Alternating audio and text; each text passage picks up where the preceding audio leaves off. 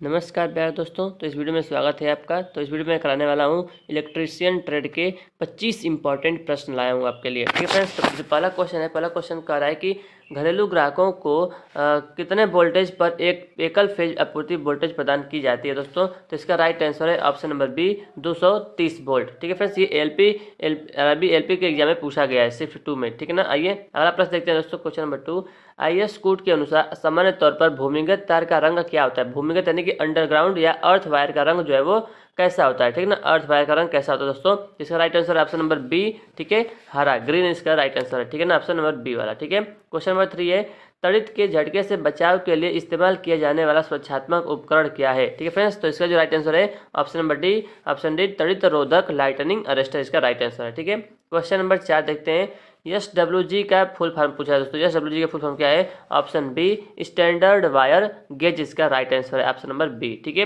अगला प्रश्न है क्वेश्चन नंबर 5, कह कि किसमें जो है प्रतिरोध का ऋणात्मक तापक्रम गुणांक होता है, यानी कि निगेटिव जो है रेजिस्टेंस कोएफिशिएंट होता है। ठीक है ना, तो ऑप्शन नंबर क्वेश्चन नंबर 5 का राइट आंसर है option number D, option number D, silicon. ठीक है ना, सिलिकॉन इसका राइट आंसर है दोस्तों। अगला क्वेश्चन है क्वेश्चन नंबर 6, 3/1/2 कोर केबल में क्या होता है दोस्तों। तो right answer option number C, 3 core होती है और धात्विक आवरण को न्यूट्रल हेतु प्रयोग किया जाता है। ठीक है ना, ऑप्शन नंबर सी इसका करेक्ट है। अगला प्रश्न है क्वेश्चन नंबर दोस्तों 7, क्या है, कह रहा है कि प्रतिष्ठम्भ का व्युत्क्रम क्या है दोस्तों। प्रतिष्ठम्भ का व्युत्क्रम है दोस्तों ऑप्शन नंबर ए, प्रवेश्यता। प्रवेश्यता इसका राइट आंसर हो जाएगा। ठीक है ना। आइए अगला क्वेश्चन देते हैं क्वेश्चन नंबर 8। क्वेश्चन नंबर 8 दोस्तों क्या कह रहा है कि निम्नलिखित किसके लिए श्रेणी जनरेटर का प्रयोग होता है। बैटरी चार्जिंग, घरेलू प्रयोग, बूस्टर या फिर दोस्तों डी लाइटनिंग लोड। इसका right answer option number C, booster. ठीक है ना, इसका करेक्ट आंसर है बूस्टर, ऑप्शन सी। ठीक है। अगला प्रश्न है कि फ्लेमिंग के बाएं हस्त नियम में बीच वाली उंगली मध्यमा जो है वो क्या दर्शाती है। बल की दिशा, चुंबकीय क्षेत्र की दिशा, विद्युत धारा की दिशा या उपरोक्त सभी। दोस्तों इसका राइट आंसर है ऑप्शन नंबर सी, विद्युत धारा की दिशा। ठीक है। अगला प्रश्न है क्वेश्चन नंबर 10, निम्न में से कौन सी क्षति डीसी मोटर में होती है। डीसी मोटर में लौह क्षति, ताम्र क्षति, यांत्रिक क्षति या फिर इनमें से सभी दोस्तों। तो इसका जो right answer option number D, ठीक है, इनमें से सभी होता है। ठीक है ना, डीसी मोटर में लौह क्षति भी होती है, ताम्र क्षति भी होती है, यांत्रिक क्षति भी होती है। ठीक है। यहाँ पे अगला क्वेश्चन दोस्तों क्वेश्चन 11, एक 4 पोल 3 फेज वाला प्रेरण मोटर 50 हर्ट्ज आवृत्ति वाले एक आपूर्ति से संचालित होता है, तो उस गति की गणना कीजिए जिस पर स्टेटर का चुंबकीय क्षेत्र घूमता है। दोस्तों इसको अब निकाल सकते हैं, एन जो फार्मूला होता है N/120 या पी से आप निकाल सकते हैं। ठीक है। तो दोस्तों इसका जो राइट आंसर आएगा वो आएगा ऑप्शन बी, 1500 आरपीएम आएगा। ठीक है। क्वेश्चन नंबर 12, अगर स्लिप का मान 0 हो जाए तो दोस्तों, अगर स्लिप का मान 0 हो जाए तो आपको ऑप्शन कह रहा है कि मोटर तीव्र गति से चलेगी, मोटर मंद गति से चलेगी, मोटर बहुत आवाज करेगी, यहाँ पर ऑप्शन डी, मोटर रुक जाएगी। दोस्तों इसका राइट आंसर है ऑप्शन नंबर डी, मोटर रुक जाएगी। ठीक है। अगला प्रश्न है कि 4 पोल मशीन की सिंक्रोनस स्पीड है। दोस्तों क्या स्पीड, 4 पोल है तो ऑप्शन नंबर बी होगा दोस्तों, 1500 आरपीएम। अगर जो है 2 पोल होता तो 3000 आरपीएम होता। ठीक है। अगला प्रश्न है क्वेश्चन नंबर 14, सीलिंग फैन की गति कम होने का एक कारण इनमें से क्या हो सकता है। सीलिंग फैन की गति कम होने का कारण क्या हो सकता है दोस्तों। कह रहा है कि ब्लेड का छड़, टूटी हुई कैनोपी, दोषपूर्ण समन्वयोजन या डी, दोषपूर्ण संधारित्र। तो इसका राइट आंसर है ऑप्शन नंबर डी, दोषपूर्ण संधारित्र, फाल्टी कैपेसिटर। ठीक है दोस्तों, जैसे कि हमने जानते हैं कि अगर हम लोग का घर का फैन खराब हो जाता है ना, ऊपर नहीं चल, जो ऊपर सीलिंग फैन होता है वो खराब होता है, तो हम क्या करते हैं, उसका कैपेसिटर चेंज कर देते हैं, है कि नहीं, फिर सही हो जाता है। तो यही है दोस्तों, कह रहा है कि दोषपूर्ण संधारित्र, फाल्टी कैपेसिटर। ठीक है। आइए अगला प्रश्न देखते हैं क्वेश्चन नंबर 15, निम्न में से कौन कैपेसिटर इंडक्शन मोटर का उदाहरण है। ठीक है, कैपेसिटर इंडक्शन मोटर का उदाहरण है। तो ऑप्शन नंबर दोस्तों कह रहा है कि देखिए, ए है कि capacitor start motor, capacitor run motor, capacitor start, capacitor run motor, और डी उपरोक्त सभी। तो ये पूरा ऑप्शन डी करेक्ट है, उपरोक्त सभी। ठीक है। आइए अगला प्रश्न देखते हैं दोस्तों क्वेश्चन नंबर 16। दोस्तों क्वेश्चन 16 कह रहा है कि सैडेड पोल मोटर्स के नुकसान क्या है। कम क्षमता, कम शुरुआत, टार्क बहुत कम जो है, अधिभार क्षमता या फिर उपरोक्त दी सभी। ठीक है। तो राइट आंसर है ऑप्शन नंबर डी, उपरोक्त सभी। ठीक है। अगला प्रश्न है कि तुल्यकालिक मोटर का गति नियमन स्पीड रेगुलेशन क्या होता है। अधिकतम होता है, शून्य होता है, न्यूनतम होता है या फिर पूर्ववत रहेगा। तो दोस्तों इसका राइट आंसर है ऑप्शन नंबर बी, शून्य होता है। ठीक है। आइए अगला प्रश्न देखते हैं क्वेश्चन 18, अल्टरनेटरों में फील्ड वाइंडिंग कहाँ प्रयोग की जाती है। अल्टरनेटरों में फील्ड वाइंडिंग कहाँ प्रयोग की जाती है। स्टेटर में, रोटर में, दोनों में या फिर बाहरी भाग में। दोस्तों इसका right answer option number B, rotor में प्रयोग की जाती है। ठीक है, अगला प्रश्न है कि 3 वाइंडिंग के एक सिरे को जोड़कर कैसा कनेक्शन बनाया जा सकता है। 3 वाइंडिंग के एक सिरे को जोड़कर कैसा कनेक्शन बनाया जा सकता है। तो right answer option number C, star या डेल्टा बनाया जा सकता है। ठीक है, अगला प्रश्न है क्वेश्चन नंबर 20। देखिए, एक आदर्श वोल्ट मीटर का प्रतिरोध हमेशा होता है, क्या होता है, अनंत होता है, शून्य होता है, धनात्मक होता है या ऋणात्मक होता है। तो दोस्तों एक आदर्श वोल्ट मीटर का जो प्रतिरोध है वो हमेशा होता है अनंत, ऑप्शन ए राइट आंसर हो जाएगा। ठीक है, अगला प्रश्न है कि एक एमीटर में शंट का उद्देश्य क्या होता है। ऑप्शन क्वेश्चन 21, एक एमीटर में शंट का उद्देश्य क्या होता है। ठीक है दोस्तों, तो इसका राइट आंसर है पहला वाला करेक्ट है, धारा को बाहर निकालना। ठीक है, क्वेश्चन नंबर 21 का राइट आंसर हो जाएगा। ठीक है ना, आइए आगे देखते हैं, अगला प्रश्न देखते हैं। देखिए क्वेश्चन नंबर 22, मेगर का प्रतिरोध किसको मापने के लिए प्रयोग होता है। दोस्तों तो ऑप्शन ए दिया है निम्न प्रतिरोध, बी दिया है उच्च प्रतिरोध, सी दिया है मध्यम प्रतिरोध, डी दिया है बहुत निम्न प्रतिरोध। दोस्तों मेगर का प्रयोग हम बहुत उच्च प्रतिरोध को मापने के लिए करते हैं। 22 का हो जाएगा ऑप्शन नंबर बी। ठीक है, अगला प्रश्न है कि घरेलू प्रदाय ऊर्जा मापी की डिस्क किस पदार्थ की बनी होती है। जिंक की, कॉपर की, एल्युमिनियम की या फिर चांदी की। तो दोस्तों इसका राइट आंसर हो जाएगा ऑप्शन नंबर सी, एल्युमिनियम की बनी होती है। ठीक है, अगला प्रश्न देखते हैं क्वेश्चन 24, मापने के लिए, क्या मापने के लिए मल्टीमीटर का उपयोग किया जा सकता है। एसी परिमाण, डीसी परिमाण, एसी और डीसी दोनों परिमाण या फिर ऑप्शन डी स्पंदित डीसी परिमाण। दोस्तों इसका right answer option number C, AC तथा डीसी दोनों परिमाण इसको मापने के लिए प्रयोग किया जा सकता है। लास्ट क्वेश्चन है दोस्तों, प्रत्यावर्ती वोल्टता मापते समय मल्टीमीटर दर्शाता है, क्या दर्शाता है। ऑप्शन ए अधिकतम वोल्टेज, औसत वोल्टेज, आरएमएस वोल्टेज या फिर डी तात्क्षणिक वोल्टेज। ठीक है दोस्तों, तो इसका जो राइट आंसर है बताइएगा मल्टीमीटर का राइट आंसर क्या है। दोस्तों यह जो इसका राइट आंसर मैं बताता हूँ ऑप्शन सी। ठीक है, आरएमएस वोल्टता दर्शाता है। प्रत्यावर्ती वोल्टता मापते समय मल्टीमीटर क्या दर्शाता है, आरएमएस वोल्टता दर्शाता है। ठीक है, ये इसका जो है यहाँ पे आंसर की भी है, आप इसको देख सकते हैं। ठीक है फ्रेंड्स, तो कैसा लगा ये 25 क्वेश्चन, ये देख सकते हैं कि जो है आज एजुकेशन का इसके जा सर का ये था, इसका सेट था। ठीक है, जो मैंने इसको करा दिया है। ठीक है दोस्तों, तो कैसा लगा आपको ये क्वेश्चंस। ठीक है फ्रेंड्स, तो thank you for watching this video. कोई कुछ आपका क्वेश्चन होगा तो कमेंट बॉक्स में पूछ लीजिएगा दोस्तों। ठीक है फ्रेंड्स, तो पीडीएफ इसका चाहिए तो टेलीग्राम ग्रुप है, उसको ज्वाइन कर लीजिएगा। टेलीग्राम का लिंक आपको जो है कमेंट बॉक्स में मिल जाएगा, जिसका नाम है मिस्टर सूरज एक्सप्लेनर के नाम से ही टेलीग्राम का चैनल है, ग्रुप है। ठीक है ना, उसको ज्वाइन कर लीजिएगा दोस्तों, इसका पीडीएफ को आपको वहीं पे मिल जाएगा। ठीक है फ्रेंड्स, तो thank you for watching this video. जय हिंद, जय Bharat, take care, bye bye, वंदे मातरम, भारत माता की जय। नमस्कार दोस्तों, स्वागत है आपका इस चैनल में। दोस्तों इस वीडियो में हम देखने वाले हैं objective questions ALP CBT2 exam के लिए बहुत ही इंपॉर्टेंट होगा। ठीक है फ्रेंड्स, तो देखने वाले हैं। देखिए पहला क्वेश्चन है कि एक शुद्ध प्रतिरोधक के पार तात्कालिक वोल्टेज धारा के साथ है, तो क्या है दोस्तों, आइए ऑप्शन देखते हैं इसका। ठीक है, तो ऑप्शन नंबर ए दिया है अग्रगामी, बी दिया है फेज के बाहर, सी दिया है पश्चिमगामी, डी दिया है फेज में। दोस्तों इसका राइट आंसर है ऑप्शन नंबर डी, फेज में होता है। ठीक है, क्वेश्चन नंबर 2 कह रहा है कि भारतीय घरों में एकल फेज आपूर्ति वोल्टेज किस रूप में होती है। ऑप्शन ए दिया है कि 6 से 6 वोल्टेज, बी है डीसी वोल्टेज, सी है स्पंदित वोल्टेज, डी है आरएमएस वोल्टेज। ठीक है, इसका राइट आंसर है option number D, RMS voltage होती है। ठीक है, अगला प्रश्न है, यदि परिपथ का प्रतिरोध और प्रतिबाधा प्रत्येक 10 ओम है तो इसका शक्ति गुणांक क्या होगा दोस्तों। ठीक है, इसका राइट आंसर है ऑप्शन नंबर बी, यूनिटी होगा। ठीक है, अगर प्रतिरोध और प्रतिबाधा दोनों समान है तो पावर फैक्टर क्या होगा, एकल होगा, यूनिटी होगा। ठीक है, क्वेश्चन नंबर 4 देखते हैं। 3 वोल्टेज EA, EB और EC वाले एक 3 फेज वाली शक्ति प्रणाली में बराबर परिमाण होते हैं और ये एक दूसरे से किस पर जो है विस्थापित होते हैं, किस एंगल पर विस्थापित होते हैं। ठीक है ना दोस्तों, दिया है 100 degree, 180 degree, 90 degree, 120 degree. Right answer है ऑप्शन बी, 120 डिग्री। ठीक है, क्वेश्चन नंबर 5 देखते हैं। रूप गुणक किसका अनुपात होता है। रूप गुणक यानी कि फॉर्म फैक्टर किसका रेशियो होता है दोस्तों। ठीक है ना, इसका राइट आंसर है ऑप्शन नंबर डी वाला। ठीक है, आरएमएस मान और औसत मान, RMS value to average value, इसका राइट आंसर है। ठीक है, क्वेश्चन नंबर 6 देखते हैं। यदि एक स्टार संयोजित परिपथ में चरण वोल्टता का मान 240 वोल्ट है तो इसकी लाइन वोल्टता कितनी होगी दोस्तों। ठीक है ना, तो इसका राइट आंसर देखिए दिया कि 415 वोल्ट, 400 वोल्ट, 120 वोल्ट, 440 वोल्ट। तो इसका राइट आंसर है ऑप्शन ए, 415 वोल्ट। ठीक है, अगला क्वेश्चन है कि वास्तविक शक्ति को खोजने के लिए प्रत्यक्ष शक्ति को किससे गुणा करना होगा। वास्तविक शक्ति को खोजने के लिए प्रत्यक्ष शक्ति को किसका गुणा करना पड़ेगा दोस्तों। आपूर्ति गुणांक, मापन गुणांक, अनुनाद आवृत्ति या फिर शक्ति गुणांक। तो इसका राइट आंसर दोस्तों ऑप्शन डी, पावर फैक्टर यानी कि शक्ति गुणांक से गुणा करना होगा। ठीक है, आइए देखते हैं क्वेश्चन नंबर 8। लाइन वोल्टेज का अर्थ क्या होता है दोस्तों? लाइन वोल्टेज ऑप्शन ए दिया है कि किसी भी दो फेज के बीच उपलब्ध वोल्टेज, बी दिया है भू संपर्कन और उदासीन के बीच उपलब्ध वोल्टेज, सी दिया है फेज और उदासीन के बीच वोल्टेज, और डी दिया है तीन फेज के बीच उपलब्ध वोल्टेज दोस्तों। तो इसका जो राइट आंसर है ऑप्शन नंबर ए वाला हो जाएगा, किसी भी दो फेज के बीच उपलब्ध वोल्टेज। ठीक है, क्वेश्चन नंबर 9, एक प्रत्यावर्ती राशि का रूप गुणक जो है किसका अनुपात होता है, यानी कि फॉर्म फैक्टर किसका अनुपात होता है दोस्तों? तो इसका अभी मैंने आपको बताया था। ठीक है, इसका करेक्ट ऑप्शन बी आरएमएस मान और औसत मान। ठीक है ना, option B the RMS value to the average value इसका राइट आंसर। क्वेश्चन नंबर 10 दिया है, एक श्रृंखला आरएलसी परिपथ में खपत शक्ति की गणना का उपयोग करके की जा सकती है।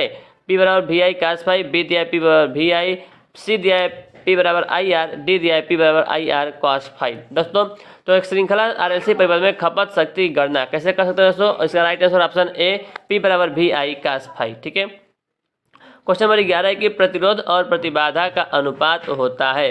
प्रतिरोध और प्रतिबाधा का अनुपात क्या होता है दोस्तों? तो इसका ऑप्शन दिया है शक्ति गुणक, फॉर्म गुणक, आयाम या शक्ति। तो ऑप्शन ए करेक्ट है, शक्ति गुणक इसका राइट आंसर हो जाएगा। ठीक है, ऑप्शन नंबर ए करेक्ट है। अब क्वेश्चन नंबर 12, स्टार और डेल्टा संयोजन में संतुलित भार के लिए उपयुक्त शक्ति कितनी होती है? ठीक है, तो क्वेश्चन नंबर 12 दिया है, तो इसे फार्मूला दिया है दोस्तों, इसमें से कौन सा राइट आंसर है? ऑप्शन नंबर बी वाला है, √3 VL IL cos फाई। ठीक है, क्वेश्चन नंबर 13 दिया है, जैवक्रिय तरंग रूप का रूप गुणक क्या है?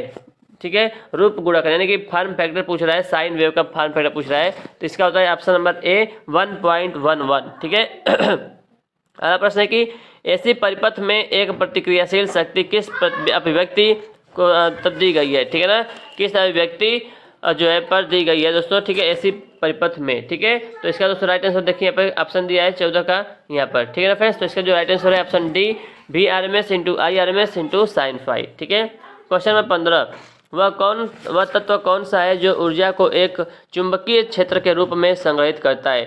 ऑप्शन ए दिया नाइक्रोम बैरिस्टर, बी दिया टंगस्टन प्रतिरोधक, सी दिया कार्बन प्रेरक, या डी दिया यूरेका संधारित्र। ठीक है, तो दोस्तों इसका राइट आंसर है ऑप्शन नंबर सी कार्बन प्रेरक, कार्बन इंडक्टर। ठीक है, अगला प्रश्न है क्वेश्चन नंबर 16, प्रायः सभी वैद्युतिकी मापक यंत्र एसी के किस मान को दर्शाते हैं?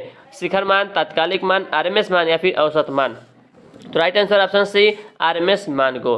क्वेश्चन नंबर 17, प्रत्यावर्ती राशि के आरएमएस मान तथा औसत मान के अनुपात को क्या कहते हैं? आरएमएस मान और औसत जो है औसत मान के अनुपात को क्या कहते हैं दोस्तों? ऑप्शन सी फॉर्म फैक्टर कहते हैं। ठीक है, बहुत इंपॉर्टेंट है फॉर्म फैक्टर वाला। ठीक है, 18वां क्वेश्चन है, अगर दो प्रत्यावर्ती राशियों के बीच का अंतर 90 अंश हो तो क्या कहलाती है? तो option number correct B quadrature कहलाती है, क्वाड्रेचर। ठीक है, क्वेश्चन नंबर 19, धारा को प्रत्यावर्ती कहते हैं जब दोस्तों ए दिया है कि धारा का माप समय के साथ बदलता है, बी कह रहा है कि धारा का माप नहीं मान होगा, मान व दिशा समय के साथ बदलती है। तो ऑप्शन नंबर यहाँ पर बी ही करेक्ट हो जाएगा। ठीक है ना, धारा का मान व दिशा समय के साथ बदलती है। ठीक है, क्वेश्चन नंबर 20 देखते हैं दोस्तों, अधिकतम मान बटा आरएमएस मान, इसका राइट आंसर कौन सा होगा दोस्तों? ऑप्शन नंबर ए चरम गुणांक, इसको कहते हैं पीक फैक्टर। ठीक है, क्वेश्चन नंबर 21, जैवक्रिय धारा साइनोसाइडल करंट को I बराबर 70 साइन 314 t द्वारा व्यक्त किया जाता है तो आवृत्ति होगी दोस्तों। तो इसका अगर सॉल्व करेंगे तो आएगा ऑप्शन बी 50 हर्ट्ज आएगा। ठीक है ना दोस्तों, जो साइन के बाद लिखा है 70 साइन 314 t लिखा है ना, तो साइन ओमेगा का मान दिया है 314, ओमेगा बराबर होता है 2 पाई एफ, तो 2 पाई एफ का मान दिया है 314, तो एफ बराबर हो जाएगा 314 बटा 2 पाई। ठीक है, अब 314 में 2 पाई से भाग देंगे दोस्तों, आएगा 50। ठीक है ना, ऑप्शन बी करेक्ट हो जाएगा। क्वेश्चन नंबर दोस्तों देखते हैं 22। ठीक है, करें कि शुद्ध प्रतिरोधी परिपथ का शक्ति गुणांक होता है दोस्तों, शुद्ध प्रतिरोधी परिपथ का जो है प्रतिरोधी परिपथ का शक्ति गुणांक कितना होता है? इकाई होता है, ऑप्शन डी यूनिटी होता है। ठीक है ना, क्वेश्चन नंबर 23, शक्ति गुणांक कितना होता है? ऑप्शन ए जेड बटा आर, बी करें कि आर बटा जेड, सी है एक्सएल बटा जेड, या डी है एक्सी बटा जेड। तो दोस्तों राइट आंसर होगा ऑप्शन नंबर बी वाला। ठीक है ना, आर अपन जेड होता है शक्ति गुणांक, पावर फैक्टर। ठीक है, अगला प्रश्न देखते हैं क्वेश्चन नंबर 24, परिपथ का थीटा गुणांक बराबर, तो इसका क्या होता है दोस्तों? राइट आंसर इसका होता है ऑप्शन ए आर बटा जेड होता है। ठीक है, क्वेश्चन नंबर 25 देखते हैं,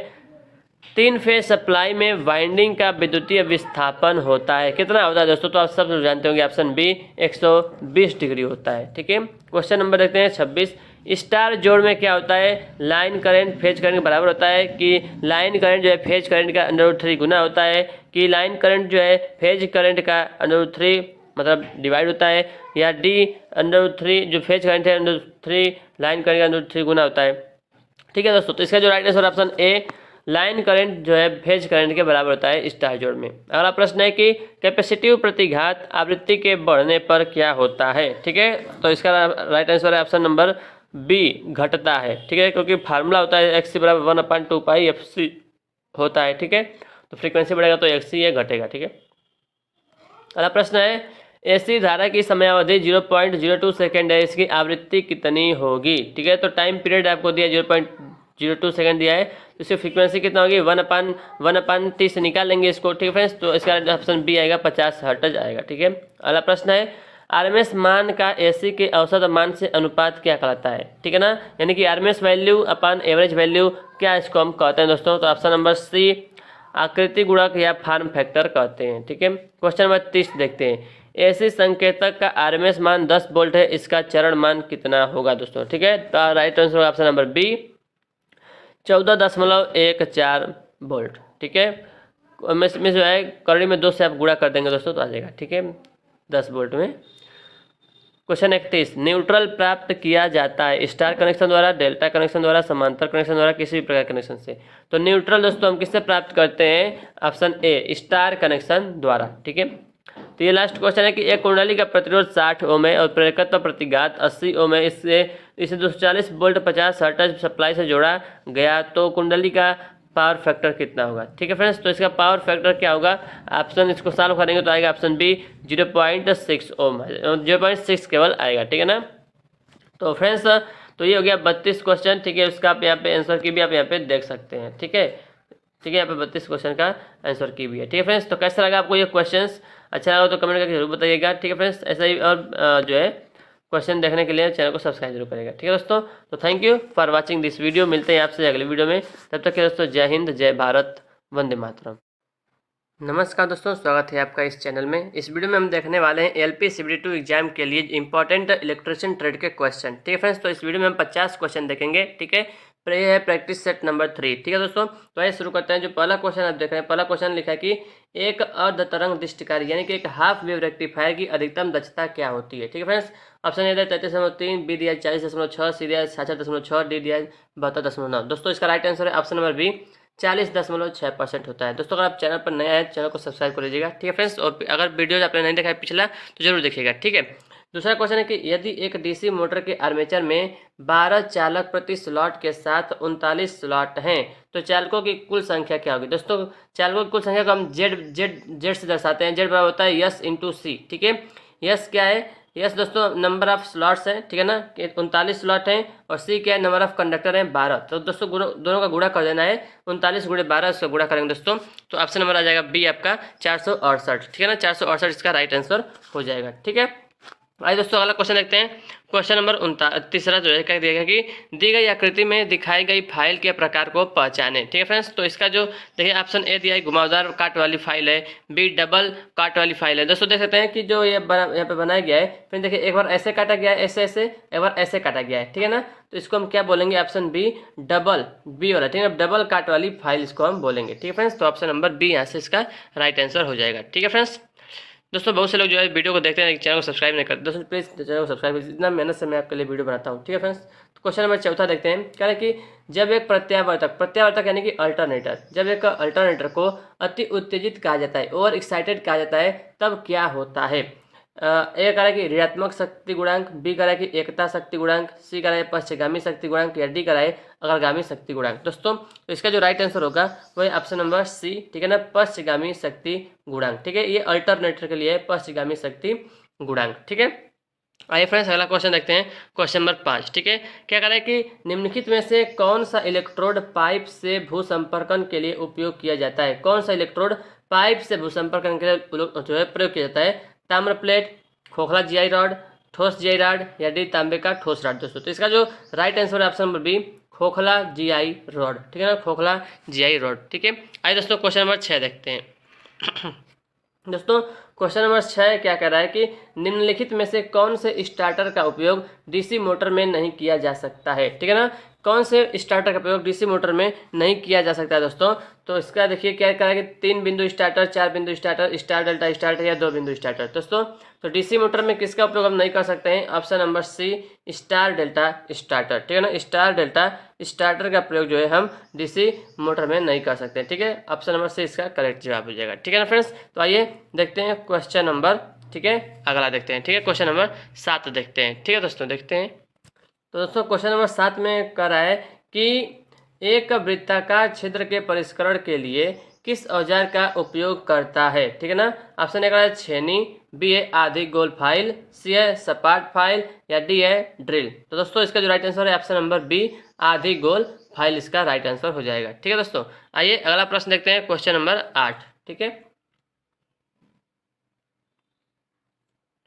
तो दोस्तों यहाँ पर कह रहा है कि दी गई आकृति में वोल्टमीटर द्वारा क्या मान दिखाया जाता है? वोल्टमीटर, जब वोल्टमीटर आपको दिख रहा होगा, ठीक है ना, तो यानी कि यहाँ पे वोल्टेज का मान पूछा दोस्तों। तो यहाँ से यानी कि 1 ओम के एकरास जो है, जहाँ पे देखिए 2 प्रतिरोध लगा है, एक 4 किलो ओम का है, एक 1 किलो ओम का है। तो इसके एकरास जो है दोस्तों वोल्टेज पूछ रहा है कि इसके एकरास वोल्टेज कितना होगा। ठीक है ना, तो दोस्तों देखिए इसमें से जो क्वेश्चन नंबर कौन सा है? 8 है। ठीक है ना फ्रेंड्स, इसका जो राइट आंसर होगा ऑप्शन नंबर डी वाला, 1 वोल्ट आएगा। ठीक है ना, देखिए 4 वोल्ट यहाँ पर हो जाएगा, 4 के क्रॉस और 1 जो है 1 वोल्ट यहाँ पर आ जाएगा। ठीक है, तो ऑप्शन नंबर डी 1 वोल्ट जो इसका राइट आंसर हो जाएगा। ठीक है, अब आगे बढ़ते हैं, क्वेश्चन नंबर 9 देखते हैं। ठीक है, तो दोस्तों क्वेश्चन नंबर 9 क्या कर रहा है कि सोल्ड्रन के लिए अनुशंसित विन्यास क्या है? सोल्ड्रन के लिए अनुशंसित विन्यास क्या है दोस्तों?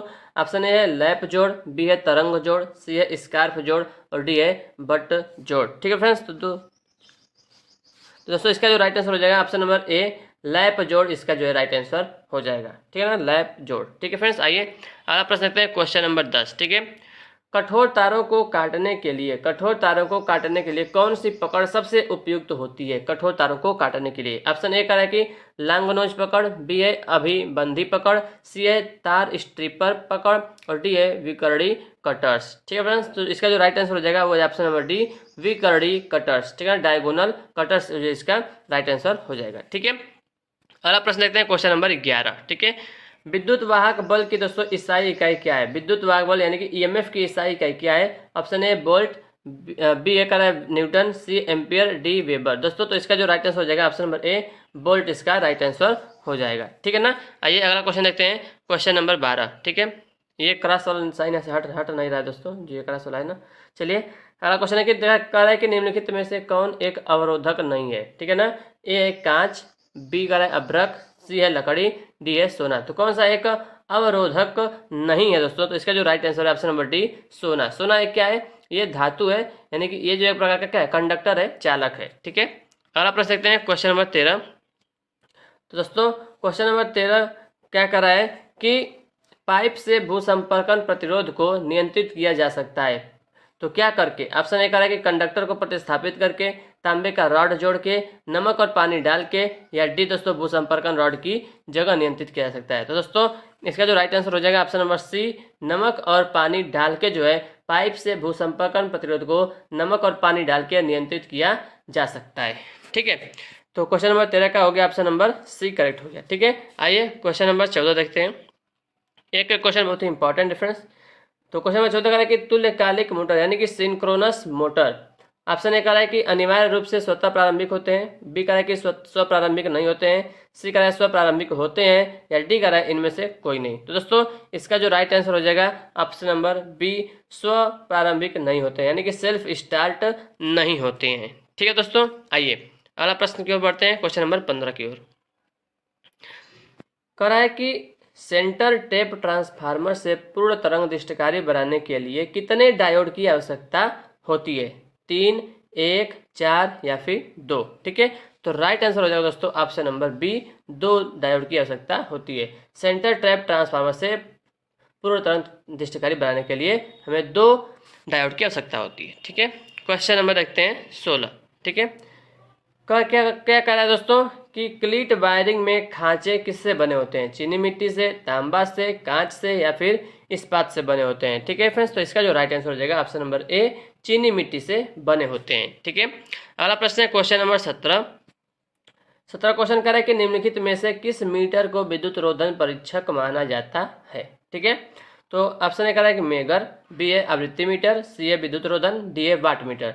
तो विद्युत रोधन परीक्षक दोस्तों किसको माना जाता है? तो ऑप्शन नंबर ए मेगर को माना जाता है। ठीक है फ्रेंड्स, इसका राइट आंसर हो जाएगा ऑप्शन ए वाला। ठीक है, अगला क्वेश्चन देखते हैं, क्वेश्चन नंबर 18। ठीक है, तो क्वेश्चन नंबर 18 दोस्तों क्या कह रहा है? तो कह रहा है कि डीसी परिपथ पर निम्नलिखित में से कौन से मीटर का उपयोग नहीं किया जाता है? ठीक है ना, डीसी पर इसमें से कौन सा जो है कार्य नहीं करता है? ए है कि दिक् परिवर्तक मोटर मीटर, पारा मोटर मीटर, प्रेरण मीटर, या उपरोक्त में से कोई नहीं। तो दोस्तों कौन सा इसमें से जो है डीसी पर कार्य नहीं करता है? वो है ऑप्शन सी प्रेरण मीटर। ठीक है, क्वेश्चन नंबर 19 देखते हैं दोस्तों। एक ऐसी परिपथ के प्रेरणिक और धारिता प्रतिघात को निर्धारित किया जाता है किसमें? वोल्ट एम्पियर प्रतिघाती में, ओम में, एम्पियर में, या फिर वाट में। ठीक है दोस्तों, तो धारिता प्रतिघात को दोस्तों हम ऑप्शन नंबर बी ओम में जो है वो करते हैं। ठीक है ना, निर्धारित करते हैं। ठीक है, आइए देखते हैं क्वेश्चन नंबर 20। दोस्तों क्वेश्चन नंबर 20 कह रहा है कि यदि परिपथ का प्रतिरोध और प्रतिबाधा प्रत्येक 10 ओम है तो इसका शक्ति गुणांक क्या होगा? शून्य होगा, एकल होगा, अग्रगामी होगा, या पश्चगामी होगा? तो दोस्तों इसका right answer option number B एकल होगा, यानी कि यूनिटी पावर फैक्टर होगा। ठीक है ना, अगला क्वेश्चन है कि निम्नलिखित में से टाका अनुप्रयोगों के लिए फ्लक्स के रूप में कौन सी धातु आमतौर पर पसंद नहीं की जाती है? Borax, zinc chloride, ammonium chloride, या फिर लेड? ठीक है, तो दोस्तों इसका राइट आंसर है ऑप्शन नंबर डी लेड का प्रयोग जो है नहीं किया जाता है। ठीक है फ्रेंड्स, तो आइए अगला प्रश्न देखते हैं। कह रहा है कि सोल्डरिंग में फ्लक्स का मुख्य उद्देश्य निम्नलिखित में से क्या है?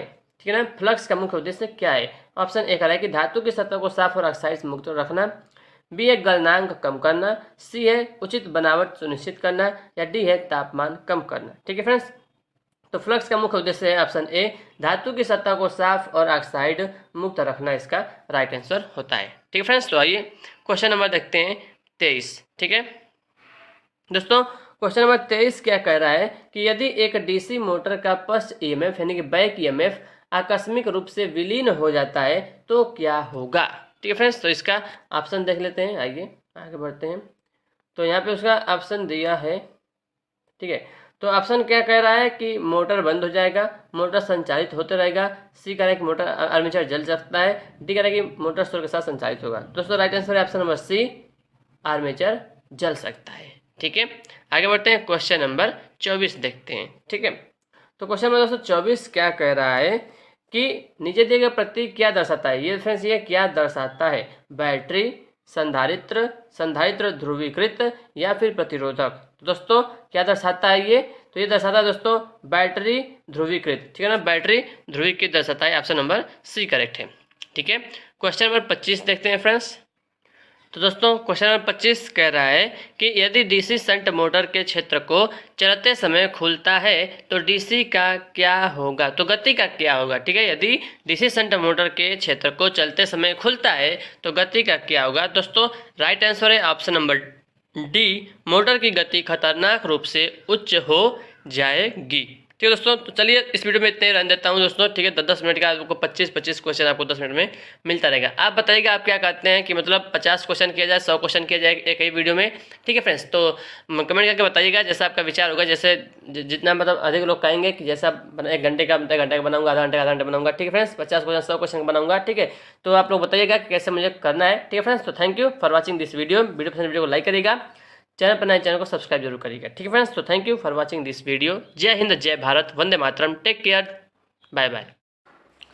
नमस्कार दोस्तों, स्वागत है आपका इस चैनल में। तो आइए देखते हैं, इस वीडियो में हम देखेंगे 50 इंपॉर्टेंट प्रश्न देखेंगे। ठीक है ना, तो ये हमारा जो है प्रैक्टिस सेट नंबर 4 है। ठीक है फ्रेंड्स, तो आइए देखिए पहला जो क्वेश्चन है, तो घर्षण टेप इनमें से किससे बना होता है? घर्षण टेप दोस्तों मैं क्यों राइट आंसर आपको बताता चलूंगा। ठीक है ना, क्योंकि ज़्यादा टाइम वेस्ट हमें नहीं करना है। ठीक है, चारों ऑप्शन पढ़ने में टाइम जाएगा दोस्तों, तो केवल ऑप्शन आपको राइट आंसर बताऊंगा। ठीक है ना, तो घर्षण टेप इनमें से किससे बना होता है दोस्तों? तो ऑप्शन बी करेक्ट है। ठीक है ना, आसंजक युक्त संसेचित सूती कपड़े से बना होता है। ठीक है दोस्तों, आइए क्वेश्चन नंबर 2 देखते हैं। ठीक है ना, क्वेश्चन नंबर 2 है कि पॉलीविनाइल क्लोराइड, तो यहाँ पे कह रहा है कि ताप के संपर्क में आने पर जो है क्या हो जाता है? तो फ्रेंड्स यहाँ पे जो राइट आंसर होगा ना, वो निम्न ताप के संपर्क में आने पर जो है वो भंगुर हो जाता है। भंगुर यानी कि मतलब जल्दी से टूट जाता है। ठीक है ना, तो पॉलीविनाइल क्लोराइड जो है वो निम्न ताप के संपर्क में आने पर जो है वो भंगुर हो जाता है। तो ऑप्शन डी इसका करेक्ट हो जाएगा। ठीक है, अगला प्रश्न है कि निम्नलिखित में से कौन सा तापमान में वृद्धि होने का सही प्रभाव है, ठीक है ना, सही प्रभाव है कौन सा दोस्तों। तो ऑप्शन नंबर ए देखिए, कहा है कि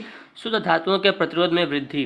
जी हाँ दोस्तों, तो जो है तापमान में अगर वृद्धि होता है, शुद्ध धातुओं के तापमान में वृद्धि होता है तो उसके प्रतिरोध में क्या होता है, वृद्धि होता है, ठीक है ना। क्योंकि जो दोस्तों इसका तापमान बढ़ता है तो प्रतिरोध भी बढ़ता है। जो धातुएं होती है ना, कंडक्टर जो चालक होते हैं, वो पॉजिटिव टेम्परेचर कोएफिशिएंट होता है उनका, ठीक है ना, धनात्मक प्रतिरोध गुणांक होता है। इसलिए जो है अगर धातुओं के तापमान में वृद्धि करते हैं तो प्रतिरोध में भी वृद्धि होता है, ठीक है दोस्तों।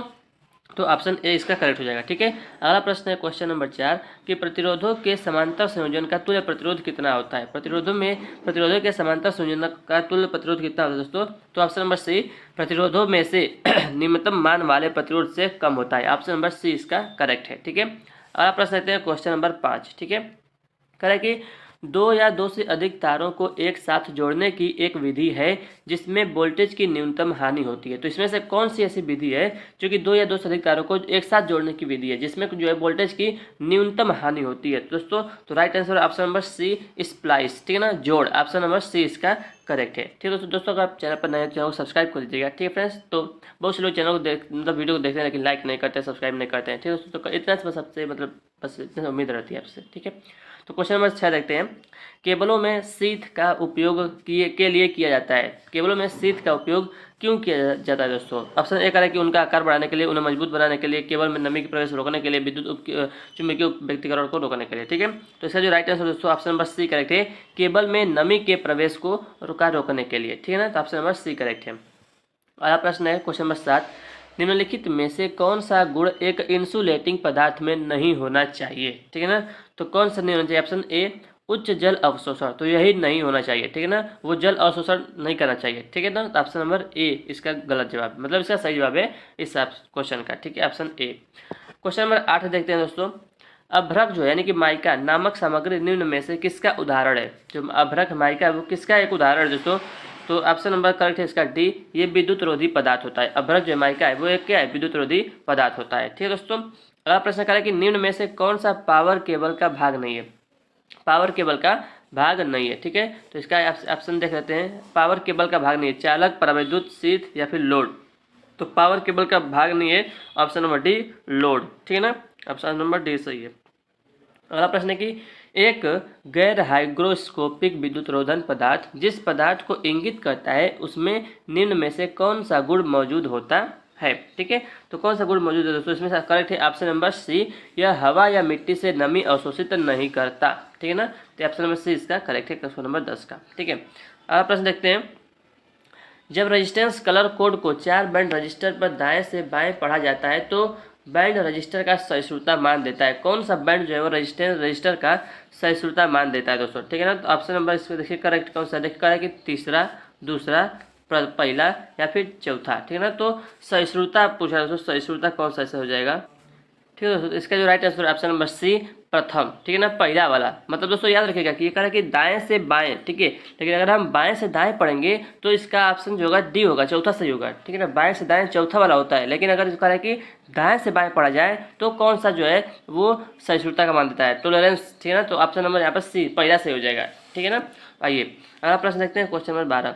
निम्नलिखित में से किस प्रकार के तारों को रोमेक्स ब्रांड नाम से भी जाना जाता है, ठीक है फ्रेंड्स। तो ऑप्शन नंबर करेक्ट इसका डी, गैर धात्विक आच्छादित तार, ऑप्शन डी इसका करेक्ट हो जाएगा, ठीक है। क्वेश्चन नंबर 13 देखते हैं। निम्नलिखित में से कौन सा एक केबल को भौतिक नुकसान से बचाता है, आर्मर, कंडक्टर, इंसुलेशन या शीथ। तो राइट आंसर है ऑप्शन नंबर ए, आर्मर, ठीक है ना, आर्मर बचाता है, ठीक है। क्वेश्चन नंबर है 14। एफ श्रेणी इंसुलेटर का प्रतिबंधक तापमान कितना होता है दोस्तों। देखिए ये 7 प्रकार का होता है इंसुलेटर, ठीक है ना, वाई, ए, ई, बी, एफ, एच, सी, 7 प्रकार का होता है। तो एफ का पूछा है दोस्तों तो ऑप्शन ए करेक्ट हो जाएगा, ठीक है ना। नहीं देखिए एफ वाला पूछ रहा है ना, तो फ्रेंड्स इसका जो राइट आंसर हो जाएगा ऑप्शन नंबर डी, 155 हो जाएगा, ठीक है ना। तो याद कर लीजिएगा इसको, ठीक है। आइए अगला प्रश्न लेते हैं, क्वेश्चन नंबर 15। निम्नलिखित में से किस पदार्थ में उच्चतम परावैद्युत क्षमता है, हवा में, SF6 गैस में, कागज में या फिर विखनिजित जल में। तो इसमें से जो उच्च परावैद्युत सामर्थ्य है वो किसका है दोस्तों, option number B, SF6 gas का, ठीक है। क्वेश्चन नंबर 16, केबल की इंसुलेशन की प्रतिरोधकता तापक्रम बढ़ने पर क्या होता है? केबल की इंसुलेशन की प्रतिरोधकता दोस्तों तापक्रम बढ़ने पर क्या होता है? तो ऑप्शन नंबर डी करेक्ट है, चरघातांकीय रूप से घटेगी, चरघातांकीय रूप से घटेगी। ठीक है, अगला प्रश्न देखते हैं। एकल कोर केबल में सामान्यतः प्रदान नहीं करते हैं, क्या नहीं प्रदान करते हैं दोस्तों? तो option number B, steel armouring प्रदान नहीं करते हैं। सिंगल कोर केबल में जो है सामान्यतः स्टील आर्मरिंग प्रदान नहीं करते हैं। ठीक है, क्वेश्चन नंबर 18 देखते हैं दोस्तों। ठीक है, परावैद्युत पदार्थ होते हैं, क्या होते हैं दोस्तों? तो अच्छे चालक, कुचालक, प्रतिरोधी, संधारित्र क्या होते हैं?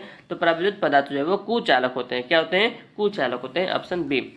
क्वेश्चन नंबर 19, निम्न में से किसका प्रतिरोध के लिए ऋणात्मक तापमान गुणांक है? ठीक है ना, किसका प्रतिरोध के लिए ऋणात्मक तापमान गुणांक है दोस्तों? तो आइए इसका ऑप्शन देखते हैं। टंगस्टन, कार्बन, नाइक्रोम या फिर प्लेटिनम। तो इसका करेक्ट है ऑप्शन बी, कार्बन। ठीक है, अगला प्रश्न देखते हैं। क्वेश्चन नंबर 20, रोधन पदार्थ में क्या होना आवश्यक है? तो किसका होना आवश्यक है दोस्तों? तो देखिए ऑप्शन ए, निम्न परावैद्युतांक, उच्च प्रतिरोधकता, सी का उच्च परावैद्युत सामर्थ्य, डी उपयुक्त सभी। तो ऑप्शन डी इसका करेक्ट है। ठीक है ना, उपयुक्त सभी चीजें जो है होनी आवश्यक है। ठीक है, अगला प्रश्न है क्वेश्चन नंबर 21, किटकैट फ्यूज किससे निर्मित होते हैं? किटकैट फ्यूज जो है किससे निर्मित होते हैं दोस्तों? तो ऑप्शन ए, पोर्सलिन से निर्मित होते हैं, याद रखिएगा, पोर्सलिन से निर्मित होते हैं। ठीक है ना, निम्न में से VIR का सही पूर्ण रूप क्या है? यानी VIR का फुल फॉर्म पूछ रहा है, इसका होता है दोस्तों option number C, vulcanised India rubber. Vulcanised India rubber, option C जो है इसका राइट आंसर हो जाएगा। ठीक है ना, क्वेश्चन नंबर 23 देखते हैं। XLPE केबल का अनुमत प्रचलात्मक जो है प्रचालनात्मक तापमान क्या है? XLPE केबल का। ठीक है, तो राइट आंसर है ऑप्शन ए, 90 डिग्री सेल्सियस। ठीक है ना, ऑप्शन ए 90 डिग्री सेल्सियस। अगला प्रश्न है, विद्युत ऊर्जा केबल में चालकता हेतु तांबा का प्रयोग रूप में किया जाता है। तो तांबा का प्रयोग दोस्तों किसके साथ क्यों किया जाता है? तो ऑप्शन नंबर डी, अनिलन रूप में किया जाता है, ऑप्शन डी इसका करेक्ट हो जाएगा। ठीक है, क्वेश्चन नंबर 25 देखते हैं।